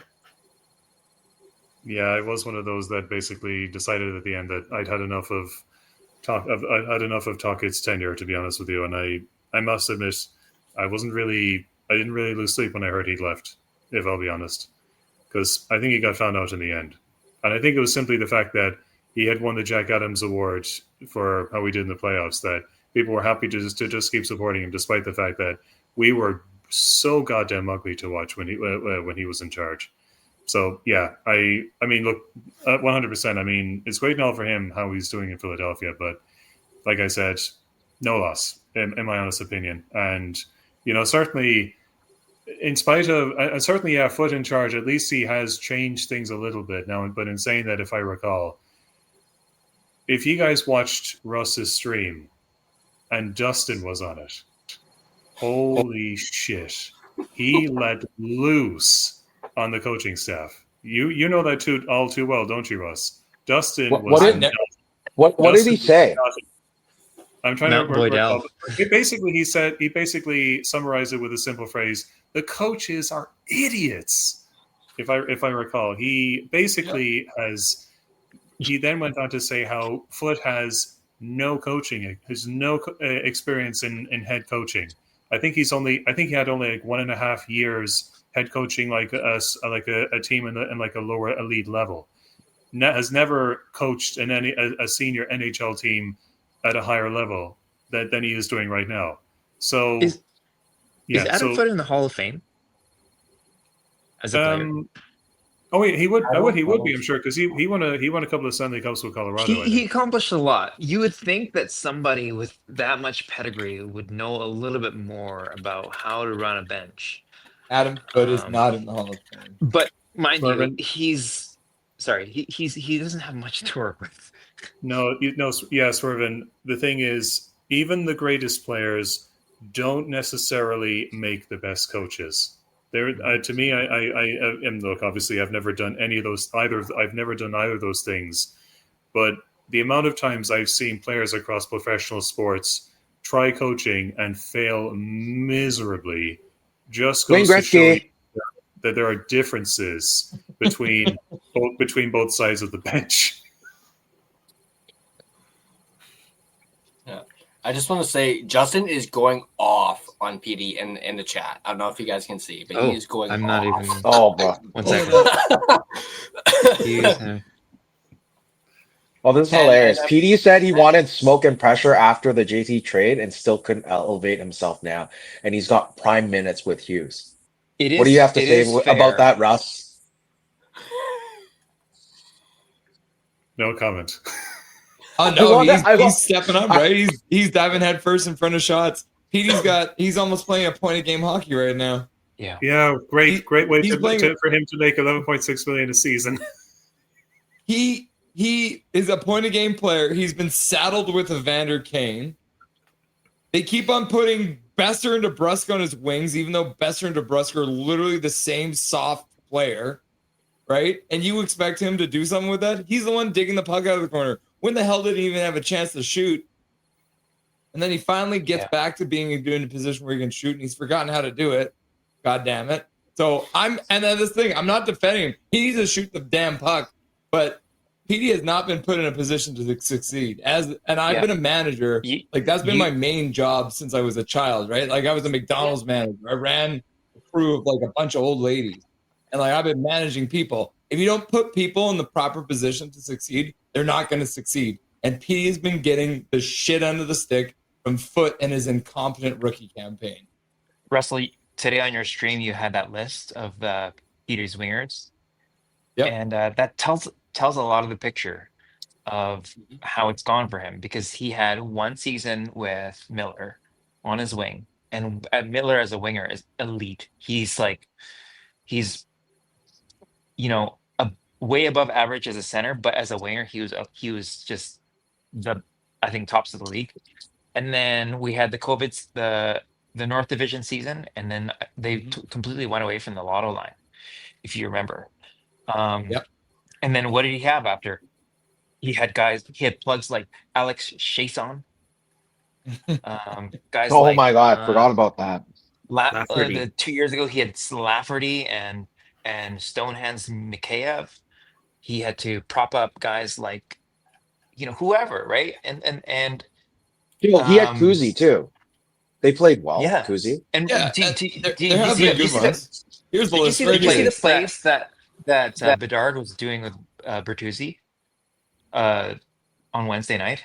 That was Yeah. exactly the plays that Pedersen was doing with Kuzmenko when they were going off for 39 goals each. So on this list that I have on the screen, I would say, I mean, it's really small, but I would say JT Miller's a winger. I mean, Tyler, Neil can you highlight? Smith- Can you just put him up?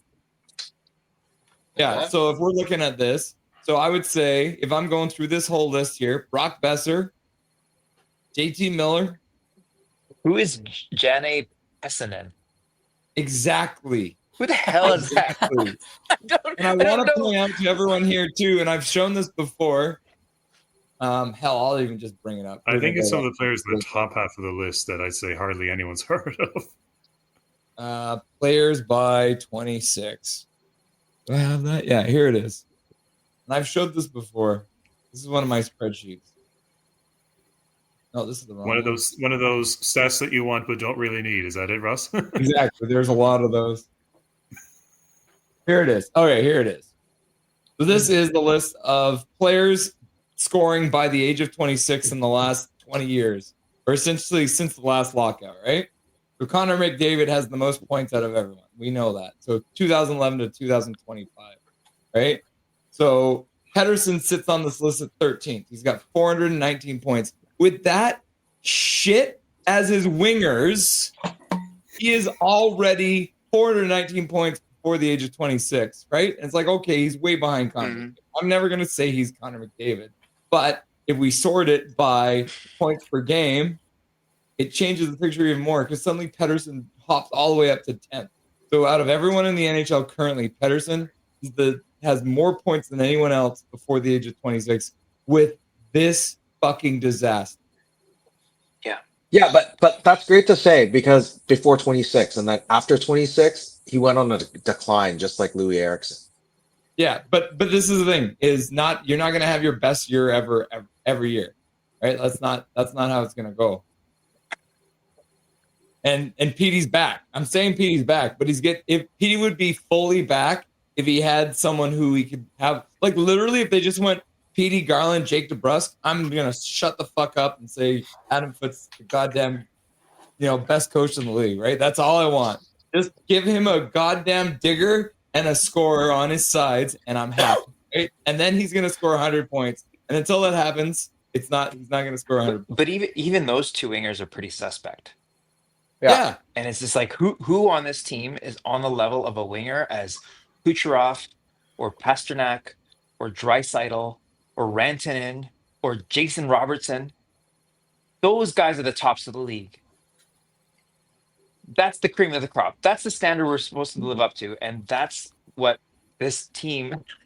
Again, I hate talking about the state of the team after a win, but it has to be said that the asset management has been so poor and dating back to the Benning era because the Benning team was what was handed over to this regime. We've let so many of these trade trees die on the vine, even back to the Gillis era. Well, the Gillis era was different. But just over the years, just so many assets that have done, let me put it this way, Trevor Linden was an asset that we drafted in 1988, but it lived on through trades. We got back Bertuzzi and McCabe. McCabe we flipped and we we parlayed that into the Sedin deal.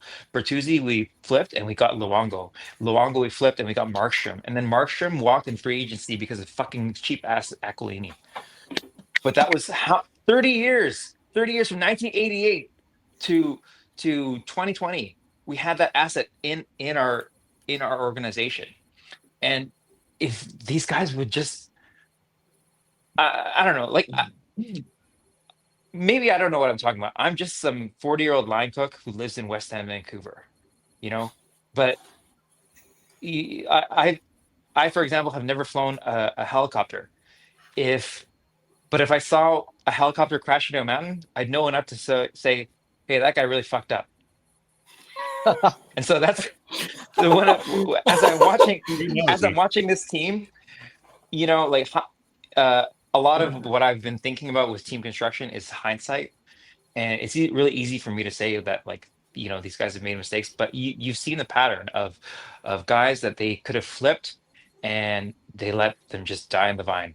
Like, what's one recently? Like Virtanen? Yeah. Or no, we traded, we had Adam Gaudette. At one point, he was a 45-point third line center. There are a lot of teams around the league that would have wanted that. But we kept also him. We said, Hobie Baker we can't. winner. Yeah. And but Benning said, we can't lose that guy. He's going to be really important for our team. And then in the end, he gave everybody COVID. And then we traded him for Matthew Highmore. And then Matthew Highmore, we let walk in free agency. There's been story after story of guys like that of assets that we just let die on the vine. And if you look at like teams like Dallas is a really good example of, they've got draft picks through the years, dating back to Louis Eriksson, who they traded for Tyler Seguin, and then Jamie Benn, who they drafted in 07, and then go down the list. Like in their lineup is full of draft picks, and now they have Ranson, who is the guy that they got from drafting Logan Stankoven. That's how you build a team. Yeah. Hey, let me ask you a question. Do you know who the owner of the Dallas Stars are? Tom Glard. A guy who is almost the owner of Canucks. Mm-hmm. And where is Mr. Gallardi from? I don't know where he's from exactly. I don't remember off the top of my head. He's from Vancouver. Is he from BC? Yeah. Yeah. He's technically my boss. Just They messed up. Is he really? They messed up. Like, why did they not give it to Gallardi and gave it to Aquilini? If we had Gallardi, because Aquilini stabbed him in the back. like, Yeah. it's so ridiculous. There's an entire So chapter in the ridiculous. book, Never Boring, that's all about that. Mm-hmm. Imagine if we had. Yeah, that's awesome. Yeah. Imagine if we had Gallardi. This is my Bible. This is my Bible. You, I mentioned before about that book. You guys should read it, because it's all about the near misses and the never was, the never that could have been for this team. It'll kind of piss you off if you finish reading it. That If almost we looks like had the perfect- Gallardi, we'd probably win a Stanley Cup already. Gerald, I'll tell you exactly what went down. So Gallardi was buddies with Aquilini. They were all homies. There was another guy, I can't remember the guy's name. There were three of them. We're like, we're gonna buy the team together. It's gonna be great. And so they had a bunch of meetings and they looked at a bunch of spreadsheets and they said, this is gonna cost this is gonna cost this, blah, blah, blah.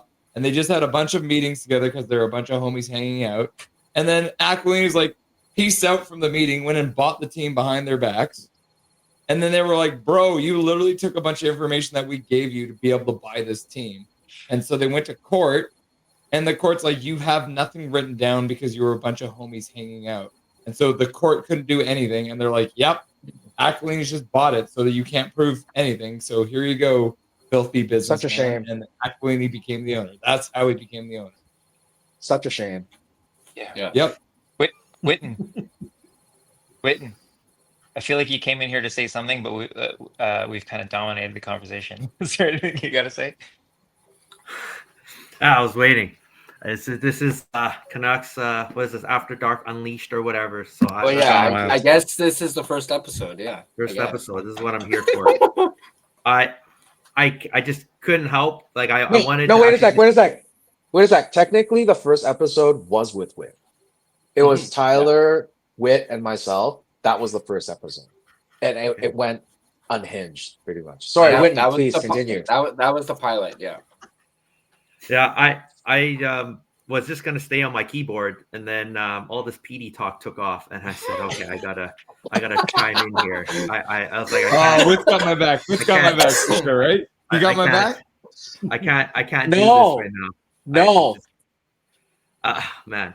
So, like, I'm the type of guy that, you know, I say things as it is, but I also have this, I don't know, like this teacher-like mindset where I have to see things from both sides.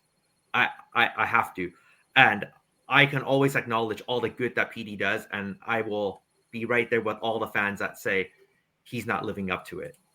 And I think no matter where we're coming from, I think every single person in here knows that he's not living up to it right now. Like, it doesn't matter if we're saying it nicely or going straight to the point. I don't think right now he's living up to it. Like, let's just say he keeps blocking shots head first, like you said, Russell, and doing all those things. What if he does all that, gets no winger help, and he gets 50 points? He's 5 points better than last year. Is it still worth 11.6? Because I actually, just honestly, like I did the math, and if, like, in today's NHL, if Pettersson had a $7 million contract, he'd still need at least 60 points to justify that. And if he can't even clear 60 just off of that, like that can't be it for 11.6. Now, I hear what you're saying. Even at the 105 cap, are you thinking 7 million? He needs 60 points. Yes, minimum. Okay. Back then, for 7 million, you got to have more, because that's what it was. It was way higher before, right? But because the cap now, if you have 7 million, like, think about it. Connor Garland's getting paid 6. So in this new era, PD's being paid more, a million more. Let's just say, like, if we're arguing the sake that, is he even playing like a $7 million player? I think he's even barely on that cusp right now. He's on pace for 56 points. 56. So he's not even at the 60 that I was telling you for the modern day. So, like, I guess what I'm trying to say is, if he is, for whatever reason why he's off, maybe it's a confidence issue. Maybe his knee is hurting him. Is still, we don't know, right? Like, we're all guessing here. We don't know. But regardless, if he has to transform his game because maybe some people figured him out, still has to, like, if he's going to get that low of a point total, he has to be like elite defensively. I think he's showing it. Yeah. More blocks. Yeah, he best be like blocking 5 shots a game. Yeah, like, he's doing all of those things, but, like, I think the production still has to go up a bit more for us to be like, okay, yeah, like, he's leading example by doing all the defensive stuff, but, like, he still has to do that. There's still a minimum bar that you'd have to hit if he has to do this. That's what I'm saying. No, I totally agree with you. Not because I want to rub it in Russ's face, but the thing is, Russ actually made a very good point that because of all the injuries, he's playing a lot of the defensive minutes. Like, he's playing against the top lines and all of that.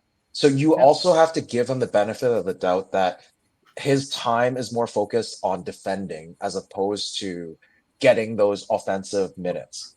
But with that said, like I said to Russ earlier, he has had those opportunities offensively, but has decided to pass instead of shoot. And that is the biggest issue, because if you're paying 11.6, let's say he's paid $8 million. Even at $8 million, doing all the defensive things, you would expect him to shoot and not pass. Because right now he used to be a shoot first mentality, and now it's a pass first mentality, which, like I said, has rubbed off onto Garland. I know I'm just messing, but I thought I get a laugh out of Russ. But yeah, like you just need to shoot the puck, right? What? Yeah, like I think it's a bit of a confidence issue. He has to shoot the puck though. Like that's a must. He's got to shoot it more.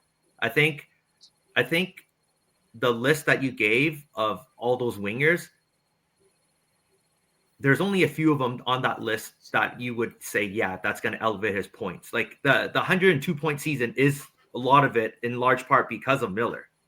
Like a lot of it. JT Miller Playing on his line, playing on the power play, a lot of that is on him. I think the part where I just get lost a little bit is I could live with the fact that his point totals are down because of the players he has, but I don't think I can live with the fact that he's not as dangerous as he was 2 years ago.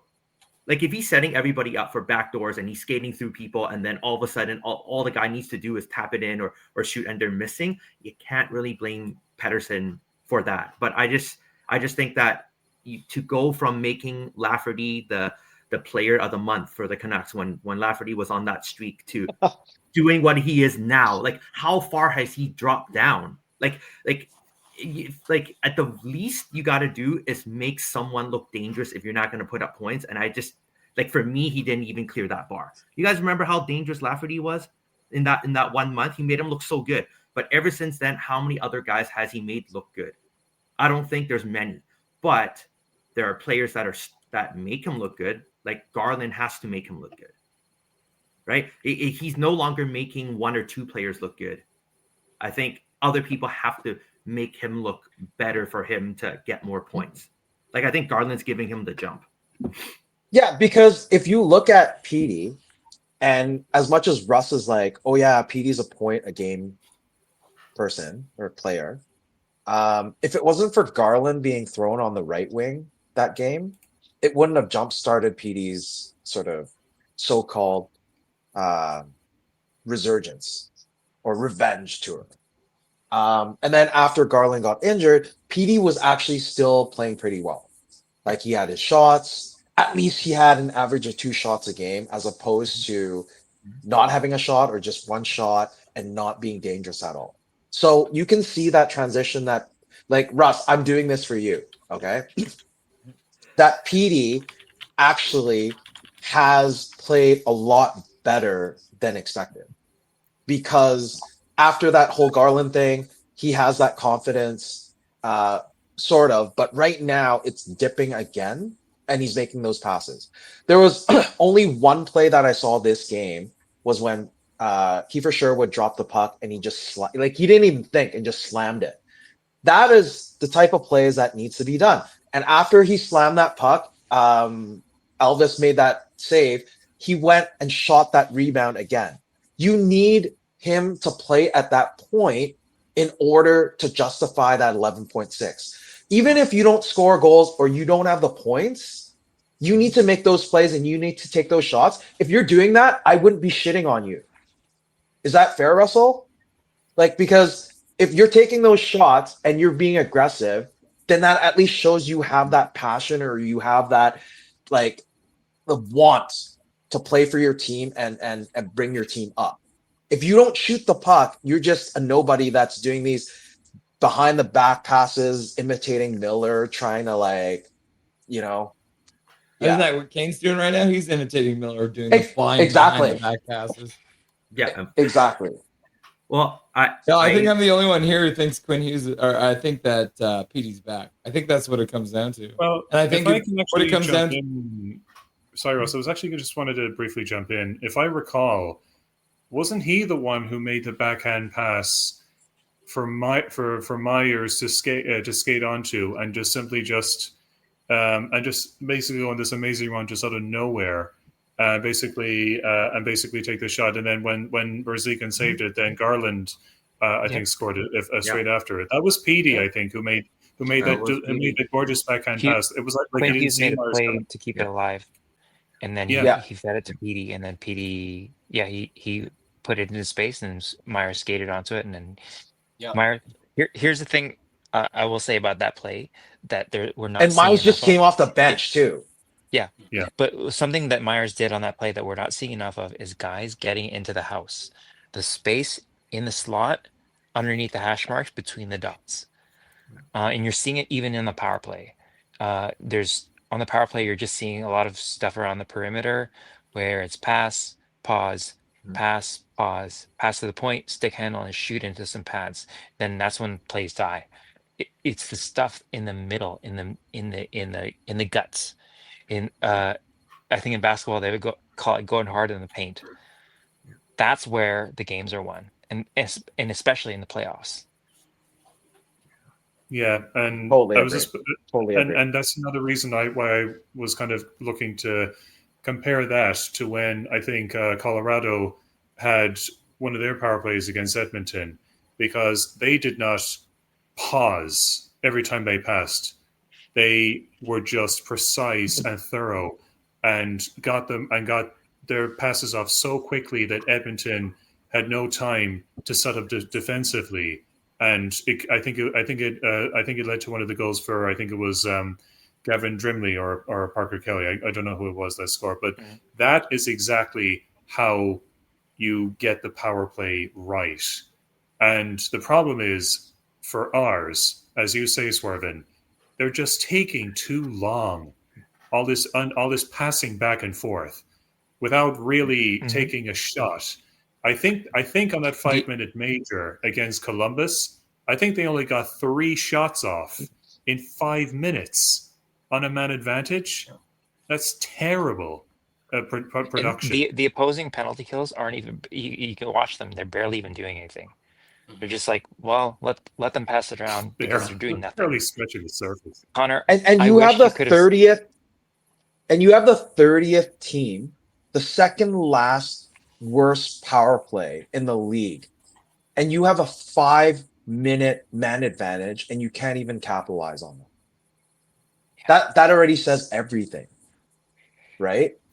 Like, what the hell are you doing? Like you're like PD always holding the puck and trying to find the perfect pass, and then Besser maybe skates around, tries to get in position or whatnot, and it's always this back and forth passing around the perimeter, and you don't even have these high danger chances when you're on a 5-minute power play. Aside from that, tonight there was a 5-on-3. Was it the last game or the game before? What the hell? Like, I thought 5-on-3s, it's pretty much like in the bank, at least 80% chance that you're going to get a goal. And they whiffed on that shit too. So that says a lot in terms of they need to practice and work on the power play, because it's not even about dangerous. They're not even doing like at par power play. Sorry, Irvin. Go ahead. I wish they'd just simplify. You know, they are not what they once were when the power play had not only Pedersen and Hughes but Horvat and Miller. Those guys were dynamic on the power play. And what I was gonna say to Connor is, I wish you would have been able to see what it was like in 2011 when there was about almost like 7 or 8 guys who could have been on the top unit. And depending on injury, there was all these different. The Sedins were the mainstay with Kessler, but there was guys like Samuelson, Salo, and Ehrhoff, and the way they would whip the puck around and make the penalty kills dizzy. It was like the Harlem Globetrotters. I have seen only highlights. Hughes was able to quarterback a power play still. Yeah. Because the main thing is that Sedinery, right? That was the 2011 Sedinery, and how they would, like, they're behind the net and they cycle the puck, and teams have learned from the Sedins because of how effective they were. But teams are going ahead now with all of that, and Canucks can't even learn from the Sedins when they have them on the coaching staff. That's just how like messed up it is. You have these legends that created these cycling Sedinery plays, and the players can't even learn from these legends.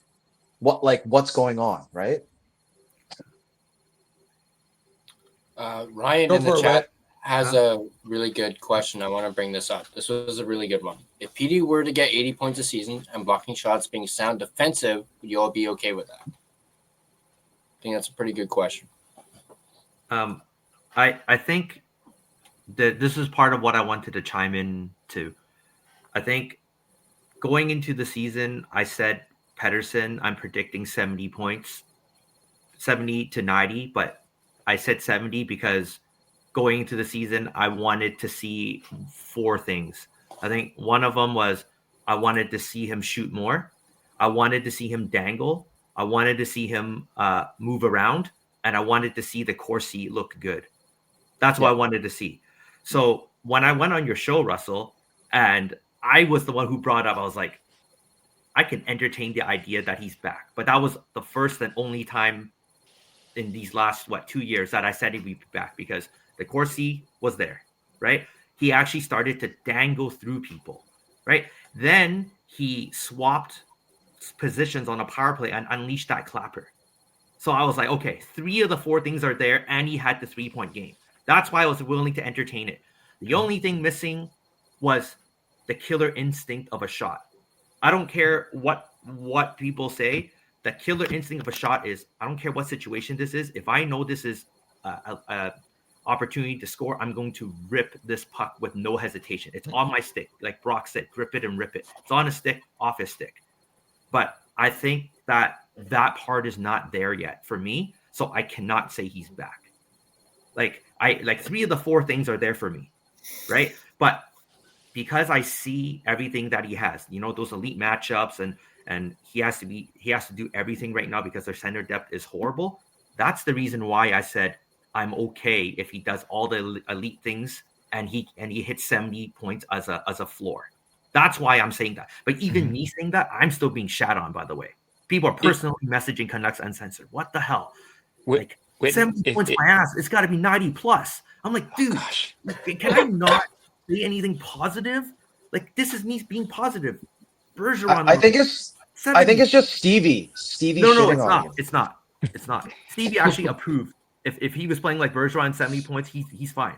He'll tell you in the chat. We had a long talk about this.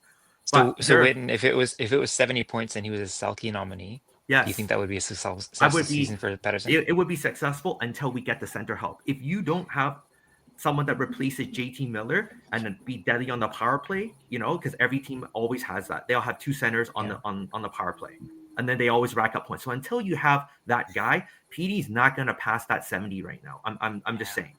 I'm being realistic. He's not going to look at the center depths right now. No, you guys on your Instagram threw up a graphic comparing Pettersson's seasons to Bergeron's. Yes. The trouble with that is it was seasons 19 through 23. The 2019 Bruins made the final. The 2023 Bruins set the record for wins, right?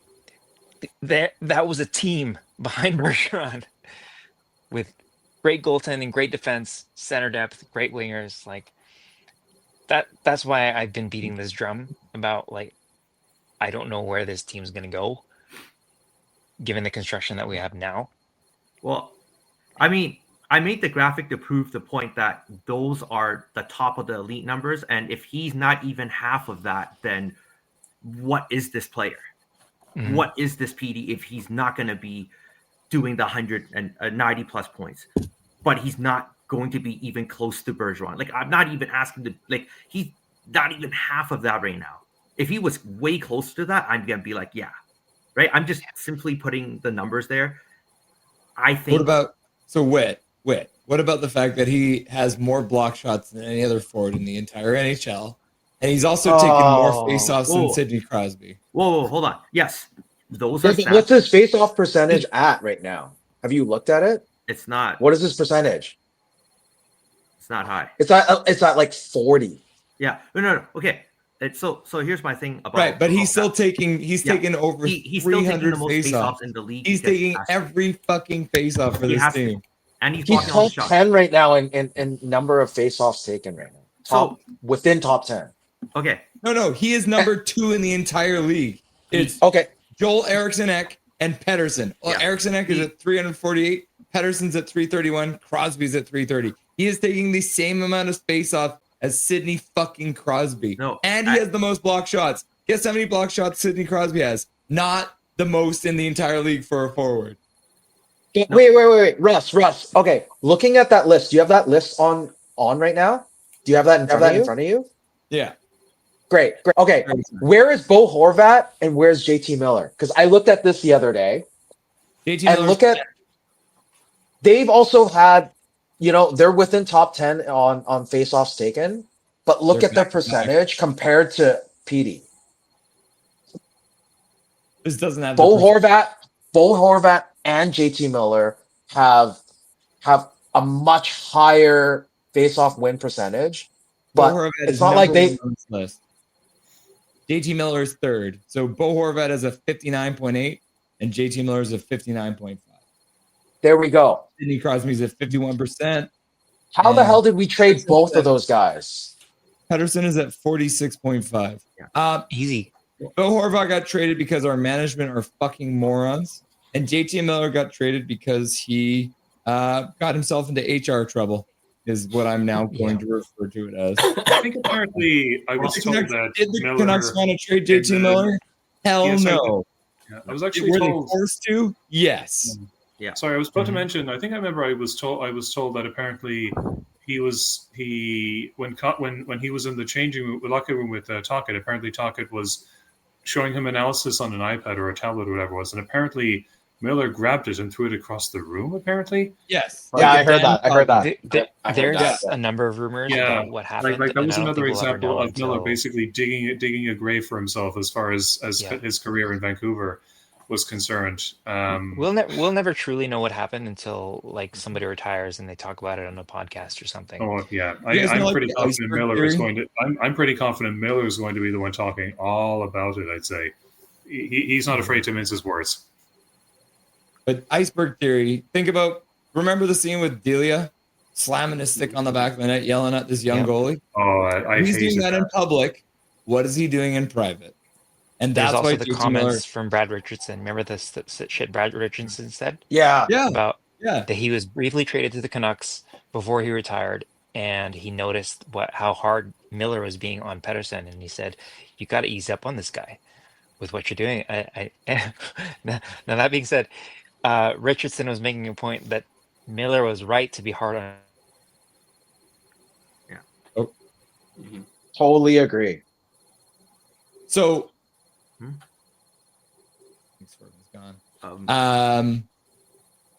The thing is that I am totally fine with JT Miller's emotional side because as a hockey player, I don't know if you guys can tell, I was crazy and I was, I would flip out on people sometimes, right? I broke my stick over a guy's leg once. I got in 2 fights. I fought a goalie once, right? Like that's the kind of hockey I played. But that was always against somebody else. It wasn't against somebody on my own damn team. And there's a way you treat your own teammates and there's a way you treat your enemies. And JT Miller was treating Petey like a damn enemy. And that's why he got himself into HR trouble. And I think Rick Tocchet probably encouraged JT Miller to go after him as well, which probably made the situation worse. No, but the problem is that as emotional JT Miller is, he was right on busting on Petey. Like he didn't come into the season ready. If you were injured, I don't agree with that though. No, but if you were injured, I don't think he was might as well on Petey the way he did. Because if you're injured, you might as well just be like. Because I said this on the stream the other day is if you're injured, might as well just come clean. And just be like, yeah, I'm not playing. I'm just gonna sit it out. Like how Demko's sitting out today. At the end of the season, he did say, "I'm hurt. My knee's hurt." Yeah, but that's too late. Why didn't he sit out though? But why didn't he sit out? If you drive a Jeep through the jungle and you get all smashed up, that Jeep's going to keep on driving. If you drive a Ferrari into a curb once, you have to take it to the shop and get $30,000 worth of. So JT Miller's the fucking Jeep, and he is the one that you want, right? I'm not. Yeah. I'm still to the point. I'm not saying I wish JT Miller was still a member of this team. We would be a Stanley Cup contender if we had JT Millers on this team. But JT Miller assumed that Petey was in the same situation that he is. JT Miller can smash and bang into a goal. Petey is a Ferrari. He is not the kind of player who can have his knee fucked up and still perform at the level that he is. All you have to do is look at the numbers. And when he was dealing with the injury to his knee, his speed burst went, and thus he was not as effective as a Ferrari. If you have a Ferrari that only goes 10 miles an hour, you've got a badass a bad Ferrari, right? So I get it. This is what I have to ask for everyone. Just take the year and a half where Petey vanished because his knee was fucked up and take that out of the equation. Because outside of that year and a half, he has been one of the best players in the history of this franchise. Well, that's why I'm telling you, Russ, I understand all that stuff. And that's why I've said he's doing all the stuff defensively that he needs to do. Now he needs to raise that bar to get to 70 points. I've seen the blocks. I've seen the high faceoffs. I see all of that. I just think that, I mean, I've talked about it, but I don't think I can get anywhere at length without people coming after me. So like I can only get so far, but before it goes all nuts, right? But yeah, like I said, I hear you. I know what Petey's doing. I know how he's deployed. That's why I said like I'm dropping his ask from 90 to 70 until you can get more better wingers or. Fair. Then you can up the value. But I think some people will even still disagree with me and say, no, what are you talking about? I expect 90 plus for that contract, right? Like there's a lot of people that will also say that.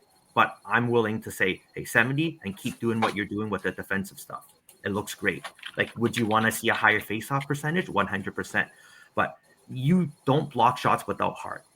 Like that's right. Like that's right. And taking a lot of like face-offs, like, that also takes its toll, right? He also had that one crazy game where he won like 20 faceoffs or something, and then that was like a record.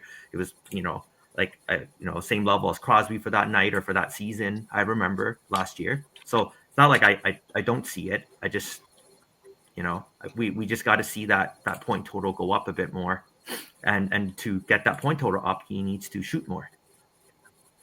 See, right? I don't understand why people are trolling on you, Whit, because like you're actually being positive and you're taking it from a different perspective, and you just have I don't want to say terrible, but you just have some fans that are trolls that can't accept the facts that you're trying to be optimistic as I'm trying best as you can. Dude, there are people that are just straight shooters. My partner from Uncensored, Jordan, is a straight shooter. He doesn't talk about all this stuff. He just goes straight to the point. I actually take my time and say, hey, here's the other side, and here's what I actually want. Blah, blah, blah, blah, blah. I tell it as it is, and then I try to see things from everyone's perspective, and I get shot on for both. Jordan just gets shot on for one thing. Right? It's just because it's Jordan. And the facts and they're gonna right. Like he gets shot on for that, but I get shot on both because I provide both perspectives.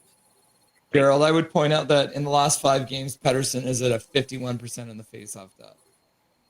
Taking that's amazing. Draws. Yeah, he's gone. Right? I give him props for that. And I think I over exaggerate, like of course I do. I'm not saying Petey's back because Petey doesn't have the parts that he needs, right? Yeah. But what I'm saying is, I think, and I've noticed this, especially in the last week or two, with like, and I made the joke earlier about Sakaris and Price, but like, I feel like we've all gotten so sick and tired of talking about the fact that like half the team's injured. And so we have to find something else to talk about. And so we revert back to the easy thing, which is where the fuck is Petey and why isn't he a 100-point player again? I can tell you why, because he doesn't have JT Miller and Brock Besser as a winger. That's why Petey's not a 100-point player again, right? Brock Besser's not a 40-goal scorer because he doesn't have Miller as a winger, right? So, but what I'm telling you is that Petey is as back as he's going to get until they can provide him with the tools that he needs to complete his task. Because, I mean, we talk about how Petey's not shooting, but I think it's a team thing. I don't know what it is. Maybe they've changed up their mind and they want to do some more talking stuff. But they are not shooting as much as they were before. Because before that, they were definitely shooting more. But I think they're maybe scripting the sticks a little bit too much. They are on 1-1 and 1 and 1 and 1 and win and 1 loss and 1 loss. So back and forth. The thing is this Petey's playing, he's getting more defensive zone starts. He's killing penalties, he's playing power play minutes, right? Like he's literally taking for this team, he's taking like 40% of the team's face-offs too, right? Like, Hey, he is, yeah. Sorry, go ahead. Okay, sorry, 2 points. I actually want to hear from all of you. What do you guys think about Reichel being on the wing with Petey? And secondly, Russ, did you see the uncensored video of that game that Jordan and I went to and we did your pregame, and then Jordan interviewed the Chief? Yeah. I don't know if you watched that, and he thinks that you can be friends with him because he loves Petey so much. He thinks Petey's better than McDavid, and he thinks that Petey was the primary assist to Besser's 40 goals, but Witt actually proved that, and he went and grabbed the stats and all of that. JT Miller, I think 26 to 28 primary assists, or at least assisted on Besser's goals. What are your thoughts on that, Russ? Well, the thing is that guy. The reason that JT Miller can be like, when it comes down to assists, right? Like, even Petey has more primary assists. That's in large part as a result of focus being on JT Miller as well. JT Miller skates in deep with speed, dishes back to Petey. Petey dishes for Besser, right? Like, and that's why. What did you say? It was 26 for Miller, or was it 20? a pretty even split? It was 26-28 for Yeah, JT Miller on it was Besser goals. 18 primary assists and then another 6 to 8 for secondary assists. So if you add them together, he's about for Miller. Yeah, so Miller was in on 26 of Besser's 40 goals. And what was Petey? I did not We look couldn't up find the that, right? PD ones. I don't think you found that, Whit. He didn't play very much with Besser in the 2020. He didn't. A lot of his points would have been on the power play if he were to assist on Besser's goals, right? Yeah. I think Tocchet gave the lotto line 1 week. Yeah. In the Eastern trip that year, and then he's like, "No, I don't like this." Mm-hmm. Do you remember the prime lotto line years that Miller was taking a lot of those faceoffs for Pettersson?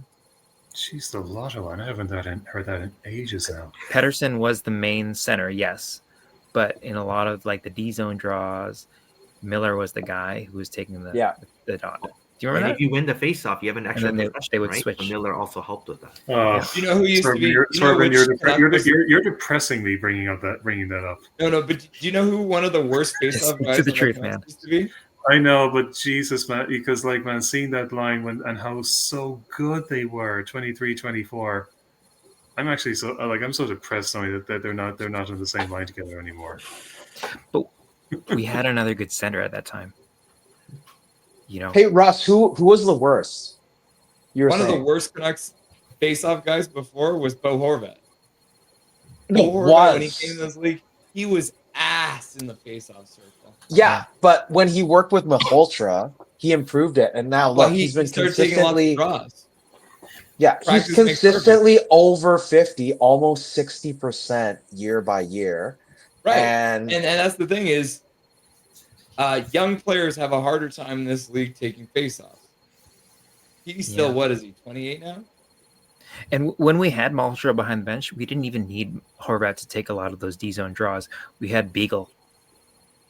Yeah, that's true. As much as he was so maligned as an overpaid, he doesn't have a Beagle because Blucher's hurt. He did a lot of that legwork.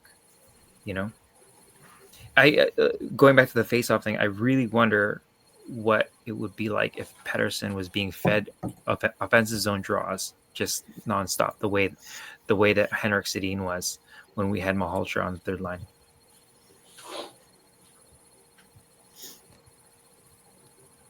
Okay, so back to your point about Reichel, right? Yeah, on the wing.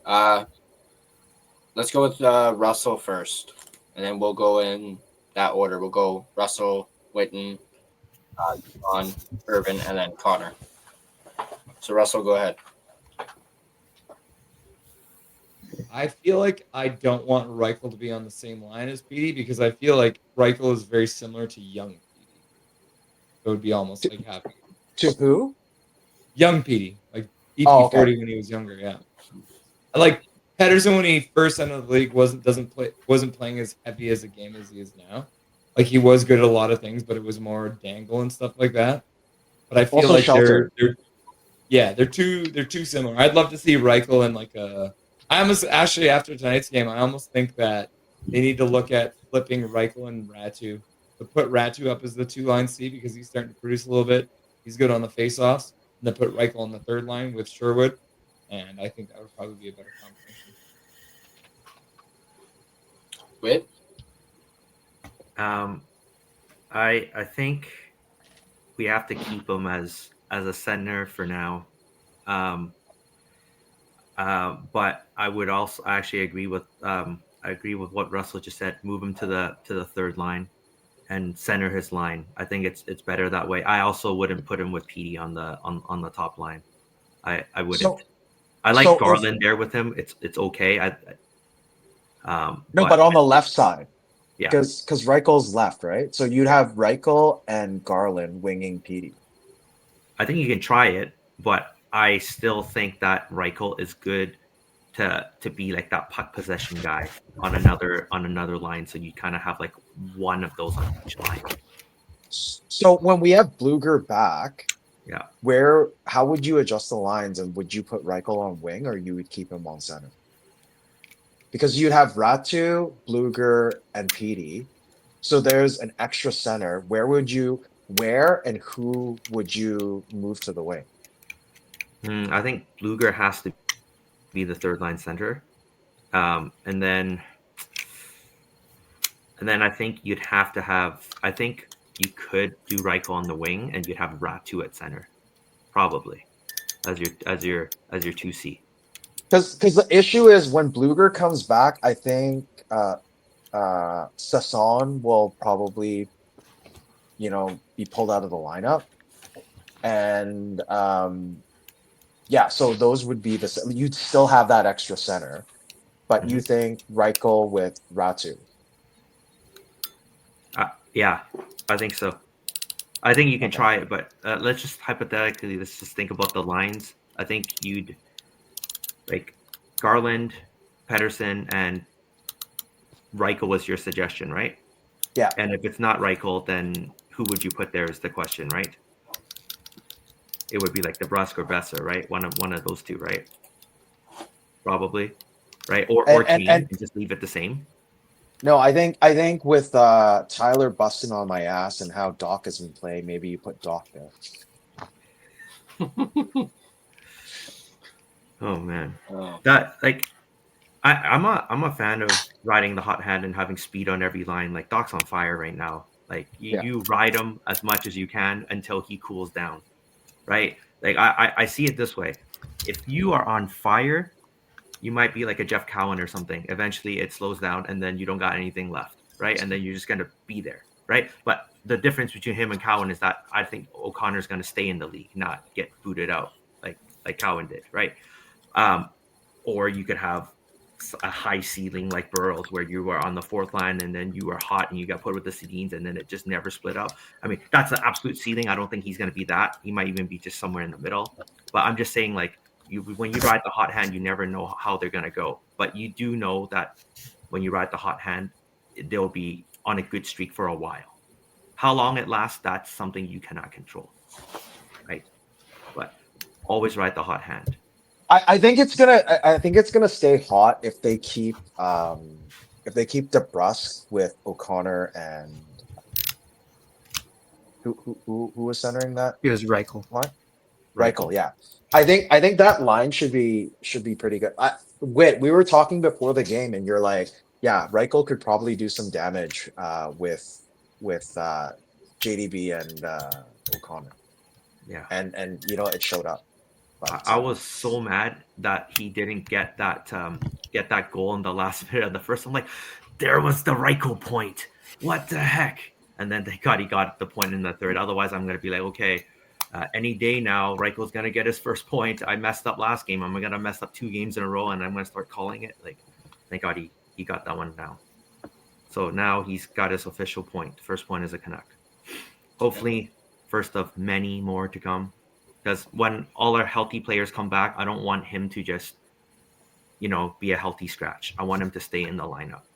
So he has to prove this right? When injured players come back, he needs to prove that he's an everyday NHL player, right? Like Hoglander's coming back, Bluger comes back, Leckermaki's going to fight, right, to be in the lineup. So there's not going to be that many spots left, right? So he's going to have to fight to stay in the lineup, right? I don't want him to just be a fourth rounder patch, and then once everyone comes back, then he's just an afterthought. I don't want to see that. Fair point. Is Reichel waiver exempt? Does anyone know? No. He's not. He's played too many games. Yeah. Okay. Irvin, what's your take on the whole Reichel thing? A couple things. I think that I think I've mentioned this before, but I think in an ideal situation, Reichel would be a guy that we would have in the AHL to develop, because he's got a lot of the raw tools, but not as much as the mature game. As far as what he does bring in terms of speed, when we traded for him, I wanted to put him with a guy that I thought was doing really good at the time, who was Max Sasson. And you put him with Sasson and maybe some other burner like Drew O'Connor, because we haven't seen a pure speed line in a long time on this team. Do you guys, some of you guys might remember Grabner, Kessler, and Raymond. That was the water bug. That was tantalizing. Water bug line. It was very short-lived. Oh, that's the line I thought of when you said the all-speed line. I'm like, that's the line he's referring to. It was too short. My favorite speed line. Yeah. It was so short. Yes. Speaking of Mason Raymond, he was at the game tonight. They showed him. You saw him on the big screen. Yeah, okay. They showed him on the big screen. Yeah. He was in the house. So, just wanted to point that out since Irvin mentioned Mason Raymond's name. Irvin. Whit and I actually talked about. Yeah, go ahead. So Whit and I actually talked about if Hedel was healthy, would you put Reichel with Hedel, and that would be the speed line, and you throw someone else on the wing? Because Reichel and Hedel, I think, could do some damage. Just probably, but I mean, if Hedel doesn't go down, we don't even trade for Reichel. That's at that time, right? It's a lot of ifs, you know. If my grandmother had wheels, she'd be a bicycle, right? After all these questions, if Tyler, can you get that edge visualizer or edge, like that comparison of PD and Hedel? Because Russell talked about that earlier. He tried to pull it up and we didn't actually get to that, because that would be interesting. But Irvin, you good? I think I should probably turn in for the night, but I love chatting with you guys. So it was good to see you guys still live on after my game, so I could jump on. Thanks for coming on, man. Yeah. Wait, before you go, Torvin, before you go, did you win? Did you win? No. All right. Did you score? More. Just like I was saying about team construction, if you don't have the answers for their top guys, you're not going to, you know, what can you do? Did you score, though? What were your stat lines today? I think it was a +1 altogether on the night. I did have a couple shots on goal, which is pretty more than rare for me. I'm not a very good player. Say that. But yeah, it was a good night. Awesome. Again, like what Gerald said, at least you're shooting more than PD is. Yeah. Pay me 11.6. All right. Peace out, guys. Thanks, Swerve. Thanks a lot. Have a good night, Swerve. Certainly less a lifetime of us, Ben. All right, I'm going to try to pull that edge data. Connor, your view on Reichel? I wasn't thinking about it at the time, but you know, I think Swervin's kind of right that I think Reichel probably needs to move down to the AHL for the moment to develop further and maybe to at least add something new and refreshing to Abbotsford themselves, because they're struggling badly this season in the AHL. I mean, the problem, you know, I myself have been trying to work out which line I think would best suit him. But you know, because I'm not quite sure whether, as you say, you know, one of you said he was a puck possession based guy. One said he was a guy made for speed along the wing. it's hard for me to work out exactly which line he truly belongs to, and that's probably why, because I can't think of a suitable line for him. Admittedly, I think he probably just needs. I think he just needs to move down and then maybe develop, and then maybe if there's an opportunity for him, bring him back up to the team, maybe before the end of the season or maybe next season. He's still very young in his career. So I think, and especially considering I'm pretty sure he was brought in as backup cover because, the likes of Hedl and Lecker-Mackey had gotten injured. I mean, had they not gotten injured, would we have even got him in the first place? I wouldn't think so. So I think they were still looking at him. They were still looking at him before the injuries. Yes, his name was in the rumor mill. It was in still rumors, the yeah. season there, right? His name was yeah. out there. Oh, okay, I see. But if you were to ask me just straight out if they kept him, what line he would go on, I'd say he's better. I'd say he's probably better on the third line. That I can't remember who was said that maybe. Well, actually, if I recall, you mostly pretty much said him and Petey on the same line just doesn't work, and I probably would agree. So I definitely think he'll probably need to be moved down to the third line. I'd say, but who to pair him up with? That's a hard one to answer. If I'll be honest. I think he's just too fast for most of the team. I don't even know who would. I thought what didn't someone say putting him on the same line as Kane? Sasso? I think it was Kane is way too slow and he's way too fast. That's not going to work. Hoglander Bluger, according to the chat. Yeah, I see. I can see how that might work. Yeah, honestly, I wouldn't see that as a bad line combination. Actually, it has got a lot of hustle and pretty annoying to play against. It does, yeah. especially against Hoglander, I'd say, who just like to, put in the odd sneaky hit every now and then behind the net.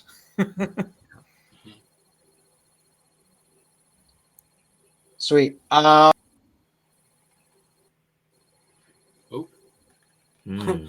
I think Gerald hit the wrong button. He just said and he disappeared. That's Yeah. That's Hey, Tyler, show us. That's hilarious. Oh, he's coming back. Here he is. Oh, yeah. So since we have the edge up, Russell, you want to break this down? Yeah. What you were trying to say? Well, you look at it, like 6 games played, he had 3 goals, which is fine. But I believe he had 2 goals in the first game, and then just one more goal after that. Mm-hmm. I think the thing with Hedl is that when he was playing and he was healthy, he was high risk, high reward. So he is actually, I believe he's even. But even if you scroll down, like even shot speed, like look at his shot speed, right? Like his highest shot of the season was only 78 miles an hour compared to PD at 91. And his average speed is like 11 miles an hour slower than Pettersson, right? So when it comes to quality of shots, you're going to get better quality shots from PD if he ever shoots the damn puck. And then speed-wise, I mean, Hedl's a little faster, but it's not like as much of a gap as I expected it to be on average. But I guess this is the biggest burst that he had, right? So you did see, but if you look at PD versus Hedl, PD has more 20 to 22 bursts, and that's probably the result of playing more games. But scroll down even more there, Tyler. Go all the way down to the next one, which I think is the zone map. So here is shooting percentages, right?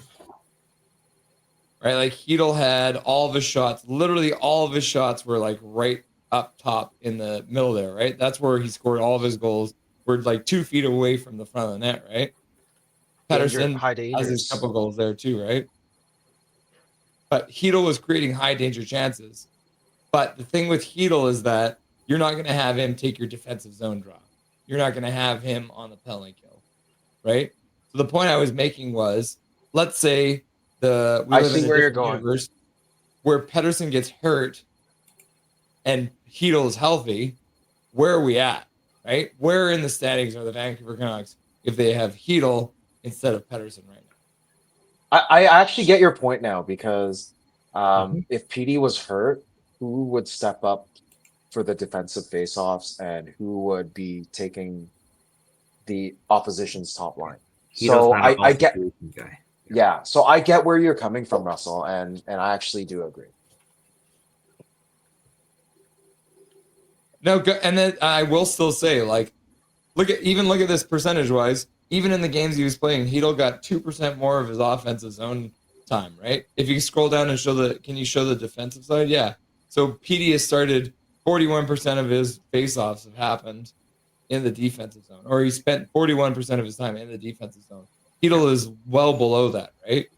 Mm-hmm. So that's essentially what I'm trying to say, is that our life would be much worse if Hedl was the one who's healthy and PD was the one who was hurt. No, but look at it from a different standpoint. With his stats, 3 goals, 6 games, that's like half a point a game.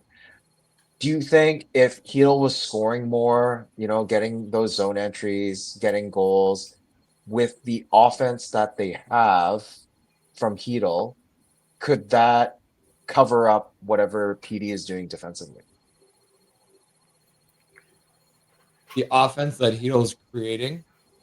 Like I if think- there was offense that Hedl creates to sort of overshadow or cover for PD's defensive starts and all that. Well, I would say Do you think- that Hedl would be able to create offense as a result of having PD there, right? So it would be like the main focus for the top D line would be on Pettersson, which gives Hedl the second pair, right? True. Mm-hmm. So he's not facing the same quality of team and talent that Pettersson is facing. Mm-hmm. It's all a trickle-down effect, right? It's the same thing with JT Miller on this team. It's another threat that people have to focus on. And if you can do JT Miller, Besser, and like a bag of pucks, because that's essentially what you could do, right? Because those two were a dynamic duo. Then suddenly Pettersson isn't getting the same flack that he is right now. And it's the same thing. And I've been giving Quinn Hughes a lot of shit tonight too. But at the end of the day, and even Foot, who I'm not a big fan of, said it today, like, people are playing Quinn Hughes differently now. He's had his coming out party, and now people are like, oh, we need to take this motherfucker seriously, right? They're So playing now more he's in his face kind of thing right now. Exactly. Yeah. Mm-hmm.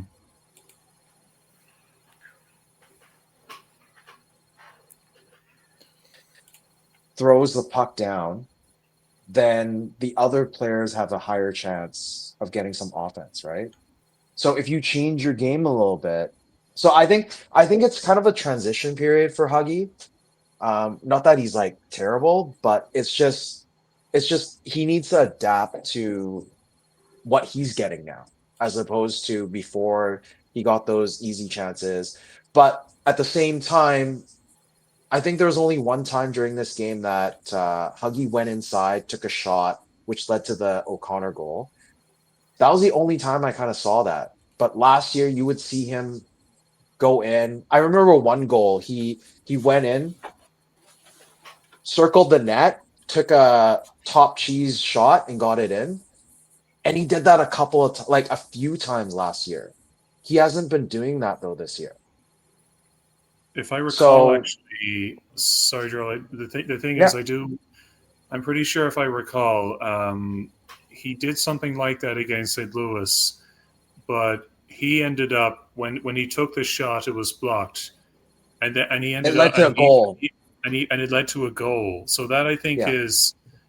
So that I think, unfortunately, is a big weakness in what he's trying to do, because if he wants to continue skating around the net and create an odd man rush, that is a very poor lapse in judgment on his part. Maybe that's probably one thing he's been told maybe to stop doing. Maybe we haven't seen enough of that this season. This whole thing about skating around the net and then taking the shot from around the net. Maybe I don't know. Maybe that's what he's been told to do. That's a good look from that. That's actually quite true. Like that could be what's happening. Because I think maybe because of the fact that how the team set up in front, how the team is setting up in front of the net, because they're not quick enough, because they're not getting the passes across quick enough. It's affected Hughes's ability. It's affected Hughes's ability that we know he can be so good at when the team is on top of it, that he gets off more precise shots that really trouble the goaltending, that trouble the opposition goaltender at minimum, and not to mention a good number of times when he's got those long range shots off, when the team is like really, really, really fast and efficient at what they're doing, there are goals, 100%. So having to like slow down and change things, adapting to a team that is not quick enough right now, I think is probably another reason why he's not been as doing as well as he was last season or the season before, when he was named captain. Because make no mistake about it, like I loved how he did the last couple of seasons. This season, something is different about him. Yeah, maybe sure. undoubtedly it's undoubtedly got to do with the contract situation, because I do believe he'll be a free agent at the end of the season. And the question is he going to want to stay here? Not Or end of will he- this season, end of next season. He has a year and a half. Like I think that's twice now, Gerald. You've told me that, and you must be sick of it at this stage. no, it's okay. It's okay. That was good. Yeah, Wait, that's did you? Hmm? Yeah, it's fine. No, What were you gonna sorry, say? Connor. You were saying? what. Sorry, Connor. No, You were saying? and I think that's probably why, as you said earlier, maybe he's checked out, maybe he's kind of resigned that maybe this team is just never going to stop going through this retooling process, and maybe he's kind of decided at this stage that I'm just going to run down the rest of my contract and leave as a free agent, maybe. So that's probably why he's been acting differently, why he's been playing differently this season. Maybe it's just simply that uncertainty, but that's it. But I still think, in spite of that, that shouldn't really like stop him from showing off more of what he can do that he had done these past couple of seasons, especially since his impact was a key factor in why the Canucks did so well, especially throughout the regular season for 23-24. And even when they didn't have the best season in 24-25, he was still integral at times to how they performed. So that shouldn't really stop him from doing it again this season. No, but the thing is, like, you brought up a point where it's that uncertainty about, after this year, he could re-up for an extension or wait it out until end of next season, right? So it's things like that. I mean, even with Petey, when he was doing his contract negotiations, he didn't play very well, right? So we as fans will never know that sort of pressure or that burden of thinking, oh, the next contract, right? So it could be that. It could be his off-season training was a little different. It could be, other factors, like you were saying, how coaching staff is like, don't, circle or skate it in and shoot it, and all of that.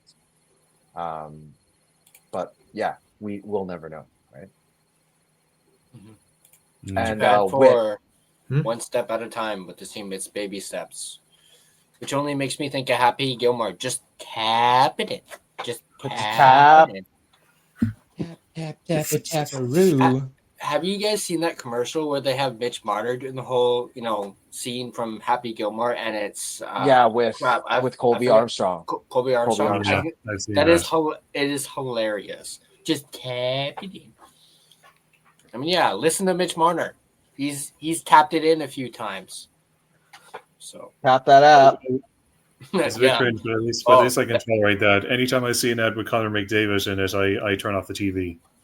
Oh yeah, it's like that new Sportsnet commercial where it's my unabiding hatred of that man. Just you couldn't even begin to describe it, guys. Yeah. But we know your hatred for him, and we know why you hate him, about those rumors circulating around about stuff happening in the washroom. But I heard let's- nothing about that. Maybe, and you Yeah. know what? Maybe it's best I don't know.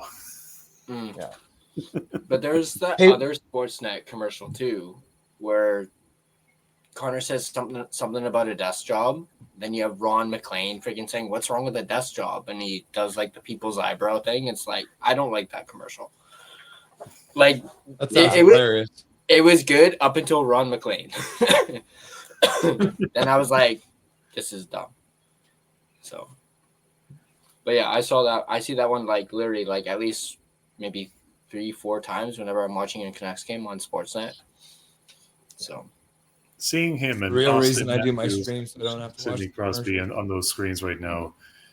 I mean, it's brutal. Consider when you would at least, but obviously, it is what it is. Well, but when you, funnily enough, you would actually think that if anything, maybe the actual true proper consistent Canadian player that has actually won something is freaking Nathan McKinnon.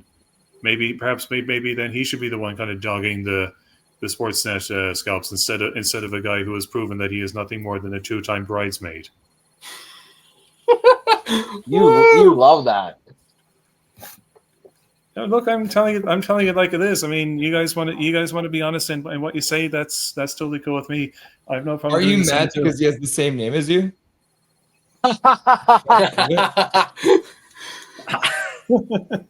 No, Is he not besmirching your good name? Well, I mean, Ouch. at least I'm more than happy to know that there's another Connor from somewhere around here who's making waves in the NHL. I'm sure that that Connor in particular, don't you? The one who everyone was saying, "Oh, we got a tank for him." Yeah. Well, fat lot of good that did us in the end. Hey, since you brought that up, I said something earlier in the stream when Tyler was fixing his laptop and the connection and all that. So my buddy has been on it. Like I was out with him last night and we talked about Connor Bedard and how his ELC is coming up at the end of the season. If Huggy, hypothetically, if Huggy didn't want to stay here, could you throw Huggy and also, I don't know, someone else like PD or whoever for Bedard? Would you do that? Sorry, Tyler, you go first. Sorry, Gerald. I just wanted to briefly mention. Yeah. No, Swervin. There is no way in hell I would ever put that absolute gobshite in the same league and breath as actual sportsmen that at least don't go around causing domestic incidents in the way that Egypt has done. Not to mention, at least they don't delude themselves into thinking they'll make a difference running for presidency, like he has done. Isn't McGregor Irish? Yes, he is, and he is nothing short of an embarrassment. So I you guys swear should be to homies, man. No way.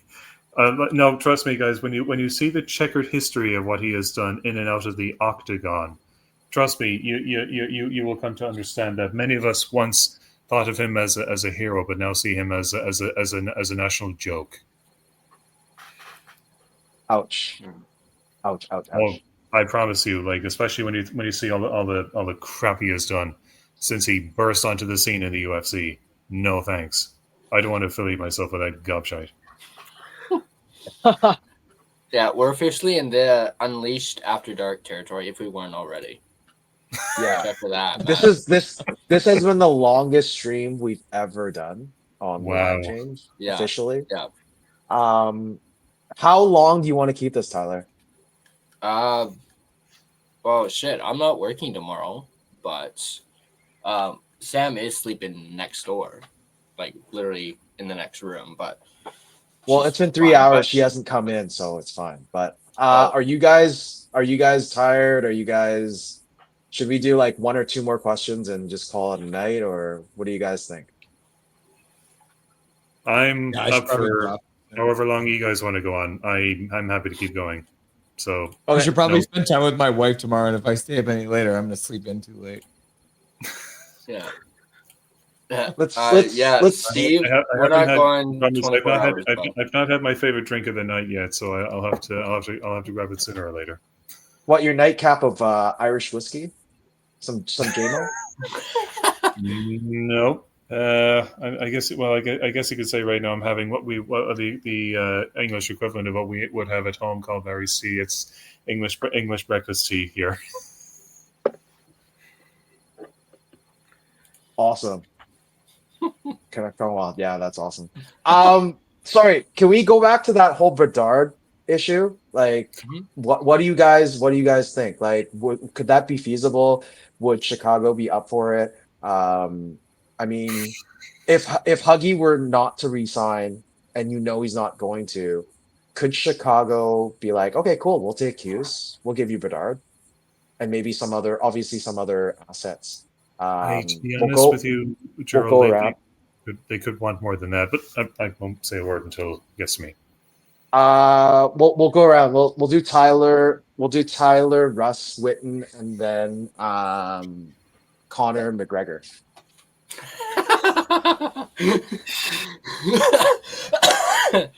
Okay. So Hughes for Bedard. I mean, if the Blackhawks threw in Levshinov, do it. At least we'd be getting like a defenseman back in return who's young. That's probably the only way I would do it, is if we got like Levshinov in the deal.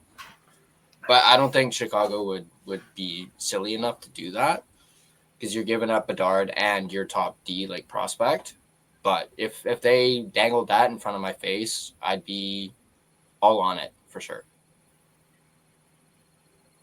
So, Russ? I think it would be a similar situation as what happened with JT Miller, where we traded our center depth away for our defensive depth. So it would end up going the other way, where we'd be trading away our defensive depth for our center depth. But I mean, I do really like Connor Bedard. I just hope he comes home on his own, so we don't have to give him anything. But I don't know if I would trade Quinn Hughes for Connor Bedard. Fair. Wow. I'd say no. Not that I don't want him. I would much rather him sign a 5-year with Chicago and then just come here for free. That's what I prefer. And if we do have to lose Hughes, I'd rather get multiple pieces. You can get 3 pieces for him, maybe more, plus like 3 pieces and some draft picks, right? And I know people keep linking him to Buffalo and getting a lot of pieces. I wouldn't mind getting pieces from Buffalo. A lot of those guys won out too. They have a lot of pieces that we could take to speed up our, I don't know, if we're not rebuilding a retool, right? Whatever this phase is called right now, right? So that's what I would do. So I would say no to Connor Bedard, but because of, looking for the present and the future, I think this would be the better route to go. Awesome. Man, if it was Buffalo, I wonder if we can get Tage Thompson. Yeah, wait, like there's those guys out there, man. I'm telling you. An Owen Power. Yeah. And Tage Thompson and a pick for Huggy. I would do something like that. If that's the most tantalizing thing, right? That's why I wouldn't go Bedard there. But sure. What about Byram instead of Power? Because I know the Canucks were linked to Byram. But I think Powers is younger and has a bit more potential maybe than Byram, because Byram is already, I don't know. Either one, whatever. Connor. Actually, I honestly, I don't think I can add much to that. I think what Woody said is really, I think actually seems like the more realistic expectation in my book. I say go with what Woody says. Awesome. Steve, should we call up Adam Banks, Charlie Conway, and Julie the Cat Gaffney? Oh, Steve. Oh. He's unleashed. Wow. Yeah, well, he saw the logo, so he's going. We can get another 96 back on with Conway, man. Awesome. I didn't even know who these people are. I'm starting to think that these are just people that Swerven is made of. No. It's if you watch the Mighty Ducks movie, I think you'll know. Oh, okay. Yeah, It's I been a haven't. long I haven't time. watched it. I haven't watched Been this a- since I was like. I watched it when I was like 7 or 8. Like I didn't. That's a long time ago. Yeah. Bash Brothers, bro. Let's go. Goldberg. The Goldberg, I remember fondly though. Though I remember him. He was goalie, I think, in one of the movies, if Yeah. I recall. Yes, sir. But then he played. But then they put him out on as a centerman, didn't they? As a decoy. As a decoy, yeah. Because I remember he actually took I think he took a wrist shot, a slap shot, I think, didn't he? And scored a goal. Knuckle puck. Knuckle, yeah. Knuckle puck. Oh, They changed the goalie's entire equipment at the bench with nobody noticing, and then he took a knuckle puck and won the game. That totally That's works in the real world. And their coach was Charlie Sheen's brother, if I'm not mistaken. Yep. Emilio Esteban. Emilio Coach Esteban. Bombay. Yeah. Jesus. Sorry. That's like, it's weird to think that I can remember those from a movie that I haven't seen in almost 20 years. Pig eater. More than 20 years, actually. I think Steve's just, ripping off names right here. Just.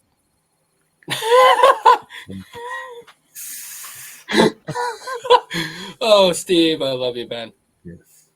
That's funny. Hey, Is that Hans since Gruber? we Hey, since we were just on the topic of Quinn Hughes, if he were not to sign, do you think a rebuild should happen, or should we continue to retool on the fly? I think We'll go. debunked it today on his after hours. Well, segment. fuck, like obviously he's gonna be like, yeah, we're only a few pieces off to being a contender. That's a load. Is that what he said on the after hours? That we're only a Yeah, couple pieces He away. did. Yeah, he said that. Such a And load, man. And he said you can't Who said rebuild that? with Quinn Hughes, Pedersen, and Demko. Yeah. Saying everything that actually wants them to say. I think I appreciate the question, Gerald, but at the end of the day, the answer is fuck you. Aquilini doesn't give a shit what you want. Yeah. That's the answer. Should we rebuild? Should we retool? It doesn't matter. Aquilini owns this team, and so we're all fucked, and we'll never get a rebuild. Doesn't matter. Have you seen that? Have you seen that meme that was AI generated where it's like Aquilini looking and then going like this and then fuck the rebuild? Have you seen that Yep. meme? I haven't seen it, Oh. but I can see it. It's so good. Hilarious. I wonder what he thought when he was doing that, when he was partaking in the speeches after Abbey brought the Calder Cup to the Abbey Center. And he was giving one of the speeches, and I remember, and basically everyone in the arena booed the hell out of him. I wonder what he must have been thinking. Well, I wonder what he must have been thinking at the time. Maybe at the time, that's what Russ was probably thinking. They was thinking to himself, I don't give a fuck, guys. You're helping me make money, so basically he's. Do you know what he is? He really is like our own Gary Bettman, is what he is. Interesting. No, I think what Aquilini was thinking, and Russ might agree with this, is fuck, I don't want to buy these kids rings. They won the Calder Cup. That's enough. Right, Russ? Yeah. Yep. 100%. That's what he was thinking. Absolutely. That Hey guys, story I'm gonna hop about off here, but 2011. I want to leave you with one stat that I just pulled out of one of my spreadsheets. I've been trying to be positive tonight, but here's your depressing thought. So Vander Kane and Jake DeBrusk are currently the two players on the Canucks with the most shots. Vander Kane has 49 shots this year. Jake DeBrusk has 48 shots. So we're about 100 shots between Jake DeBrusk and Evander Kane. And so far this season, they have 7 goals between the two of them, which means that between those two players, they're a 7% shooting percentage. Ouch. 4 for DeBrusk. They're both heating up. And 3 They for are both heating Kane. up. Yeah, I will say that. Wait, you're right on that. Yeah. But of course, Kane also still has there's also the matter of addressing Kane's 28 penalty minutes, or is it? Yeah. It might even be more than that. That is a Wow. really, really, really, really bad amount.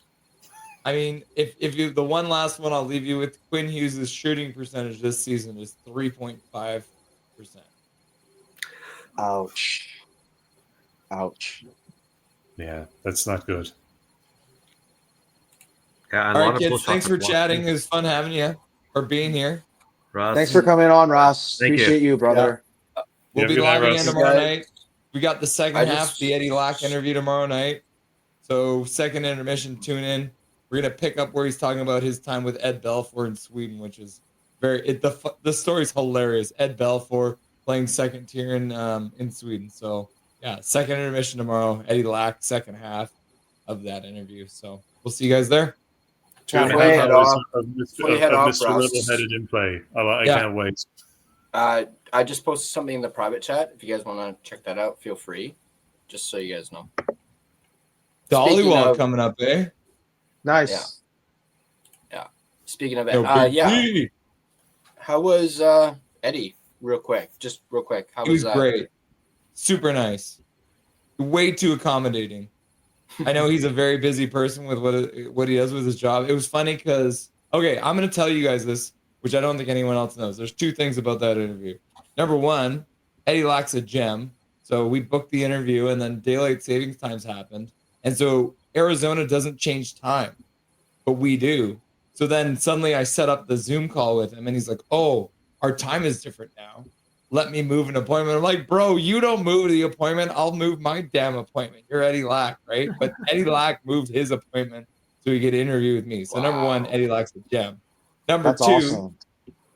I recorded the entire interview and my mic didn't record. Oh no. Oh So no! the entire interview, I have all of Eddie Lack, but my mic did not record for whatever reason. Something happened. It happens every once in a while. The same thing happens the first time I had Nuck memes on. So the interview that you guys are seeing, I've re-recorded myself using a script from the Zoom to make it look like I'm still interviewing him. So that's what you think about that when you're watching the interview. I sat there in my chair for the entire interview and pretended I was interviewing Eddie Lack while recording myself. So Jesus. nothing is perfect. Wow. Yeah. Respect to that, Russell. Yeah, you make Yeah. it work. Yeah. Well, Keep up the hopefully good that- work, boys. Hopefully that doesn't happen with me and Dolly. So Yeah, no. You're good. You're good. That's amazing, My setup's Russ. a big old Frankenstein mess, so that's probably why that happened. So. He did a convincing job, Russ, in making it look as authentic as possible. I'll give you that. It's all about the theater. Well, guys, have a good night. We'll see you next time. all right. Thanks See you, for Russ. coming on, Russ. Thanks for Appreciate coming it. on. Hold on. Wait, what is it you said, Russ? What does he always say at the end of your streams? Make Remember, good choices. good choices. Yeah. How love can you Russ. not down to forget 4. Russ's signature sign off? Yeah. Yeah, for sure. Yeah, no, that was good. That was good fun, crack, lads. And to be honest with you guys, I think probably at this stage I probably won't be on much longer myself because it's almost 2:30 in the morning. Yeah, I just looked and saw we're past the We're at 3 hour 3, mark. yeah. So So we could probably I call it. we can probably call it. You know, I Yeah. do have Unless a lot of work to do. So anyone like final thoughts. We'll just do final thoughts. How's that? that's perfect. Wit? Well, final thoughts. Why don't we make some predictions, and if we get it right, then you got to clip the segment. Interesting. Okay. Let's do this. But we only clip if we get it right. That would be cool. Let's make some predictions. I'm sure Wit's gonna get a few because Wit's been kind of spot on lately, Well, with exception of Reichel. But aside from that, he's been good. okay. I did pretty good tonight. I correctly predicted the score. So There you go. Let me minus the OT part. Yeah, I bet on OT too. Yeah. Yeah. And I did say Petey would get at least 1 point. So and Russell can back that up too. But yeah. Oof. This is gonna be tough guessing which goalie's gonna play tomorrow. Whit, are we doing hot takes or are we just doing regular predictions kind of thing? Like nothing extreme. I think you go with the regular prediction.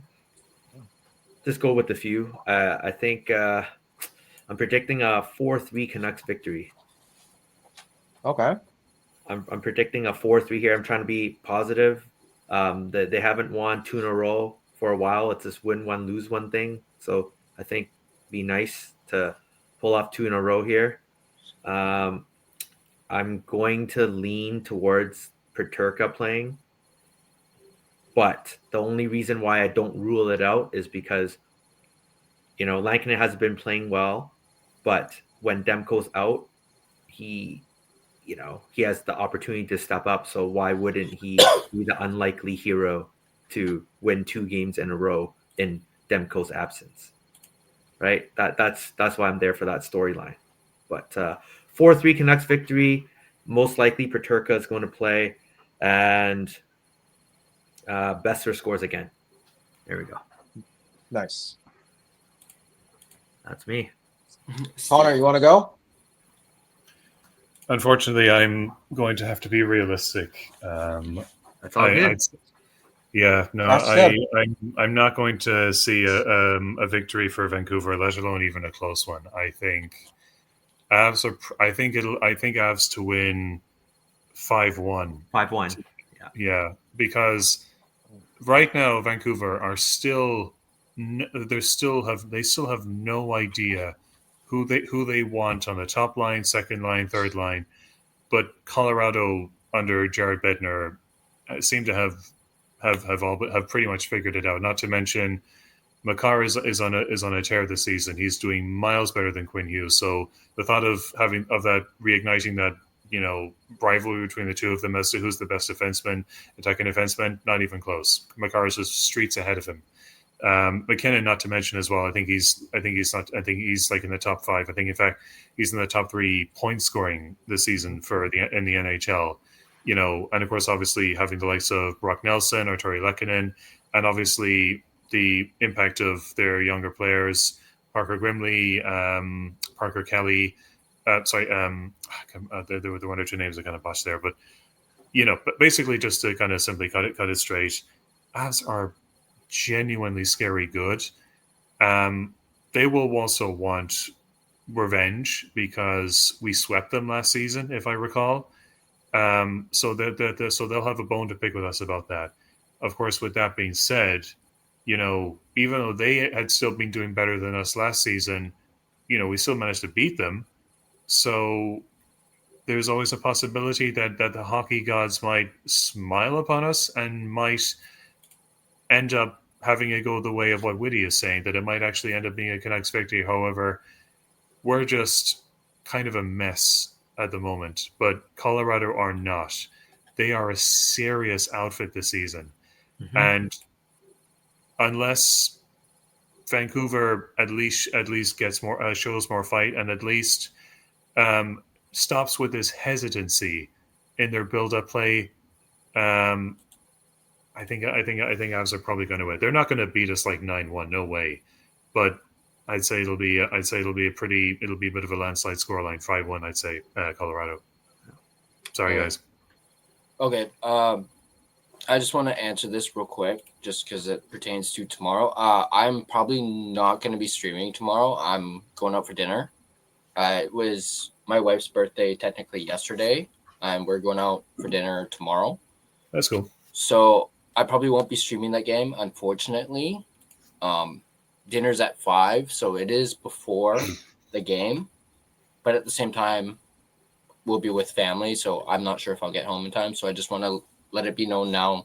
Probably won't be doing a post-game show for tomorrow. But we got some more predictions. We got Steve. He says, if Colorado plays like tonight, it's going to be 9-1 easy. I don't so doubt optimistic. that. I don't doubt that at all, especially if they play the same way. People first, Econ. Bobby says Brock will score. I think Canucks will win 6-2. Ooh. Speaking of optimism right there. Wow, that's a big claim. You know what's funny? McKinnon 4 points.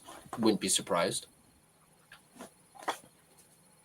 No surprise at all. He's just so damn good this season.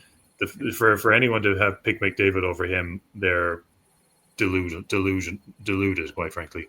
Yeah. McKinnon just is so much more consistent. Not to mention, he's a cup winner. Yeah. Okay. I mean, okay. there's a reason why I picked McKinnon in fantasy over McDavid. Paying off so far, right? Yeah. Well, McDavid's just slow start this year, but Yeah. I'm pretty he's surprised. picking up already. Yeah. I bet he's regretting the contract very much. Yeah. Yeah. I mean, I do Or he's remember that the only time I did pick up McDavid was a couple years ago where he started off really slow, kind of like this. And I was like, oh, why did I pick up this bomb? Mhm. So, but yeah. And then he took a tear, right?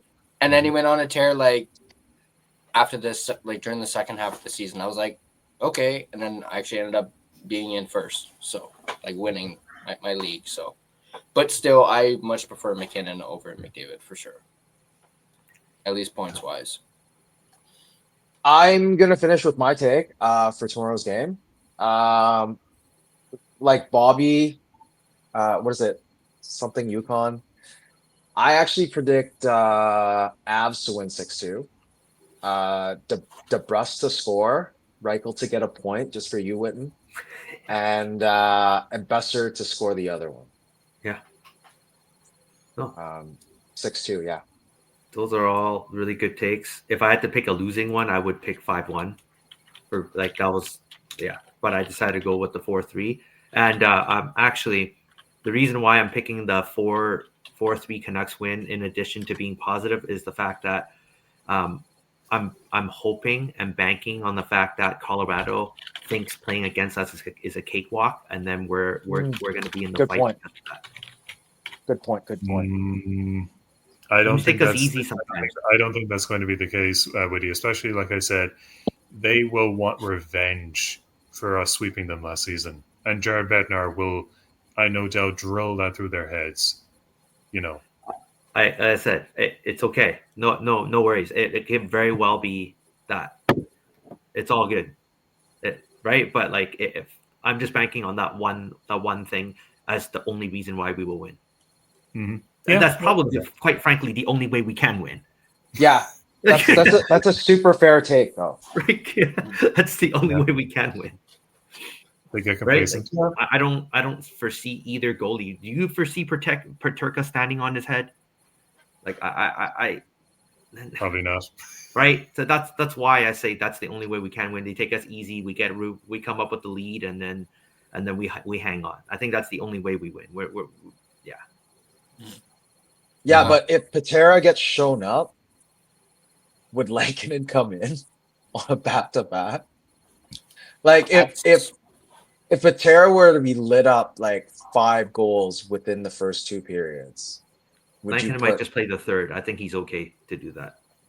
Yeah. Okay. I'm just There we gonna go. I'm gonna do this for Steve. 6-7. 6-7 overtime. Please. There you go. That's for Steve. If anyone bet a few hundred, imagine how much money they make out of that, because that is quite a wild take. What? Sorry, say that again. I'm just wondering. Imagine if that was a prediction and it was being bet on, and somebody made that prediction. I can imagine they'd make a fair few grand out of that, because that's quite a wild take. I mean, certainly to make it a high scoring game like that. I mean, I'm sure Colorado 6-7 Canucks. Dude, Or- that'd be like 3,000 to 1 or something. Right? It's ridiculous. Well, I mean, 6-7 Canucks, yeah, freaking hell. I mean, if they win a game like that, that would be amazing for the season. These kids, man. I'll take a stab at it. I'll let you guys know. Nice. All right, And Ty, guys. your prediction before we close off. Well, I already know I'm gonna get it wrong just because it's Colorado, but that's okay. I'm gonna. We had a bit of like, what was it, 6-2 we've had. I forget what the other ones are, but we've had kind of like high scoring. Mhm. I think I'm going to go with a bit of a low scoring just to be different. And I'm going to say 2-1 Colorado. Just to be different. Awesome. Alrighty. Any scores? Who's the Scores, lone scorer? I'm going to say Besser. Because Mm. it's Brock Vember. October's over. We've moved into Brock Vember. No, we've gone into DeBrusque month, the clutch True. month. Very true. Yeah. That But which I can be happy for. I did see Brock's got a bit of a stash going on, so maybe that's why we're still into Brock Vember right now. Okay. Okay, fair enough. This was awesome. 3 hours 15. Longest. Hopefully this is the longest because these 3 hour streams are so hard to do. Want to thank Russell from Nothing is Perfect for staying as long as he can. Shout out to Bobby, I can't remember, something Yukon for jumping people on here first and Yukon, there. Bobby. People's first Yukon, yeah. And Swervin Irvin to staying out as long as he can. And obviously we have Wit from Canucks Uncensored. Always great to chat hockey with you, brother. And also Connor Cahill, not Connor McGregor, who's Not one years of You're doing fucking nothing. Sorry. That's the closest impersonation I'm ever going to give off of him, and let it be, and that's the end of that. I'll be washing my mouth out after that. And you heard it there. You've heard it here with our impression from Connor. But thank you to both of you that are still on and staying on for all this time. Appreciate Tyler, the line change, for letting me sort of co-host special guest on this as usual. It's been fun, pleasure, and I'll let Tyler do the closing. All right. One minor thing on the McGregor thing. And for whenever this is like legit, my dad's a big like UFC guy. Like he watches a lot of UFC, so especially back in the day. Whenever I think of Connor, I always think of that quote he does where he's like, "I don't need Tums to fight." I think it was some sort of interview he was having where he made that comment. And whenever I think of Conor McGregor, that's the first thing that pops into my head. I don't need Tums to fight. He said, "I don't need what to fight?" Thumbs, but he goes Tums to fight. What is he talking about? I don't know. For some reason, it always pops into my head whenever I think of his name. But oh my god! Anyway, I just thought I'd throw that out there. But yeah, thank you guys for coming on. I really appreciate it. Trust me, when I decided that, hey, I'm actually going to do a post-game show, even though I was at the game, I did not expect 3 hours and 17 minutes to go by after that. I wasn't even expecting it to be more than an hour because I didn't really watch the game. I only caught a period and a half. But yeah.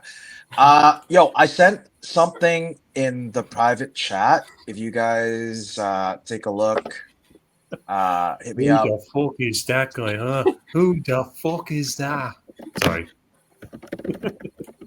I had to latch on to Swervin's reminding me of that phrase. Mm-hmm. Oh yeah, I guess that's the other phrase that I remember too is who the fuck is that guy? Yeah. But yeah, once again, thank you guys for coming on. Wit, as always, great to have you on. I guess this was like what Gerald was saying, episode 2 of our Unleashed After Dark, quite literally After Dark. And don't worry, Gerald, I'll get to work on that thumbnail. So just send me a better picture if you want, and I'll throw it on. I have been doing a lot of work on my Blue Jays channel, like for next season. Like I don't know, Gerald, you probably saw my story. I have like a new logo and everything. I've been literally working on that for the last 2 days. So, but can't wait to see it. Yeah, I'm actually. I got probably like 4 videos lined up. I haven't recorded yet, but I got the thumbnails done, and now I just need to record the videos. So I was originally going to do one big long video, and then I was like, you know what? I'm going to break it up into like 4 different sections, and was like, crap, I guess I got to make thumbnails for each of those. So, but yeah, definitely be on the lookout for that. Even though it's With that said, I think we should cut today's podcast into 3. It's like 3 different hours because it's going to be hard to go 3 hours straight listening. But yeah. Yeah, for sure. I might actually look into that because keep in mind I gotta download this and put it on Spotify. So, but yeah, once again, as I mentioned, thanks for coming on, Whit. Connor, as always, great to have you on, especially getting your insight.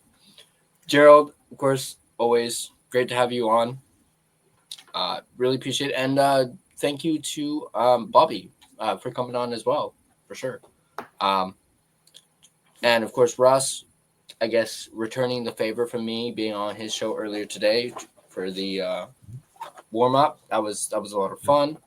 And I will say, being at the game tonight, I was surprised by how many Blue Jacket jerseys I saw. Yeah, at the game tonight. A lot of them were Goudreau, in particular, which is great to see. That whole thing is still. I still like think about it and just how tragic that was.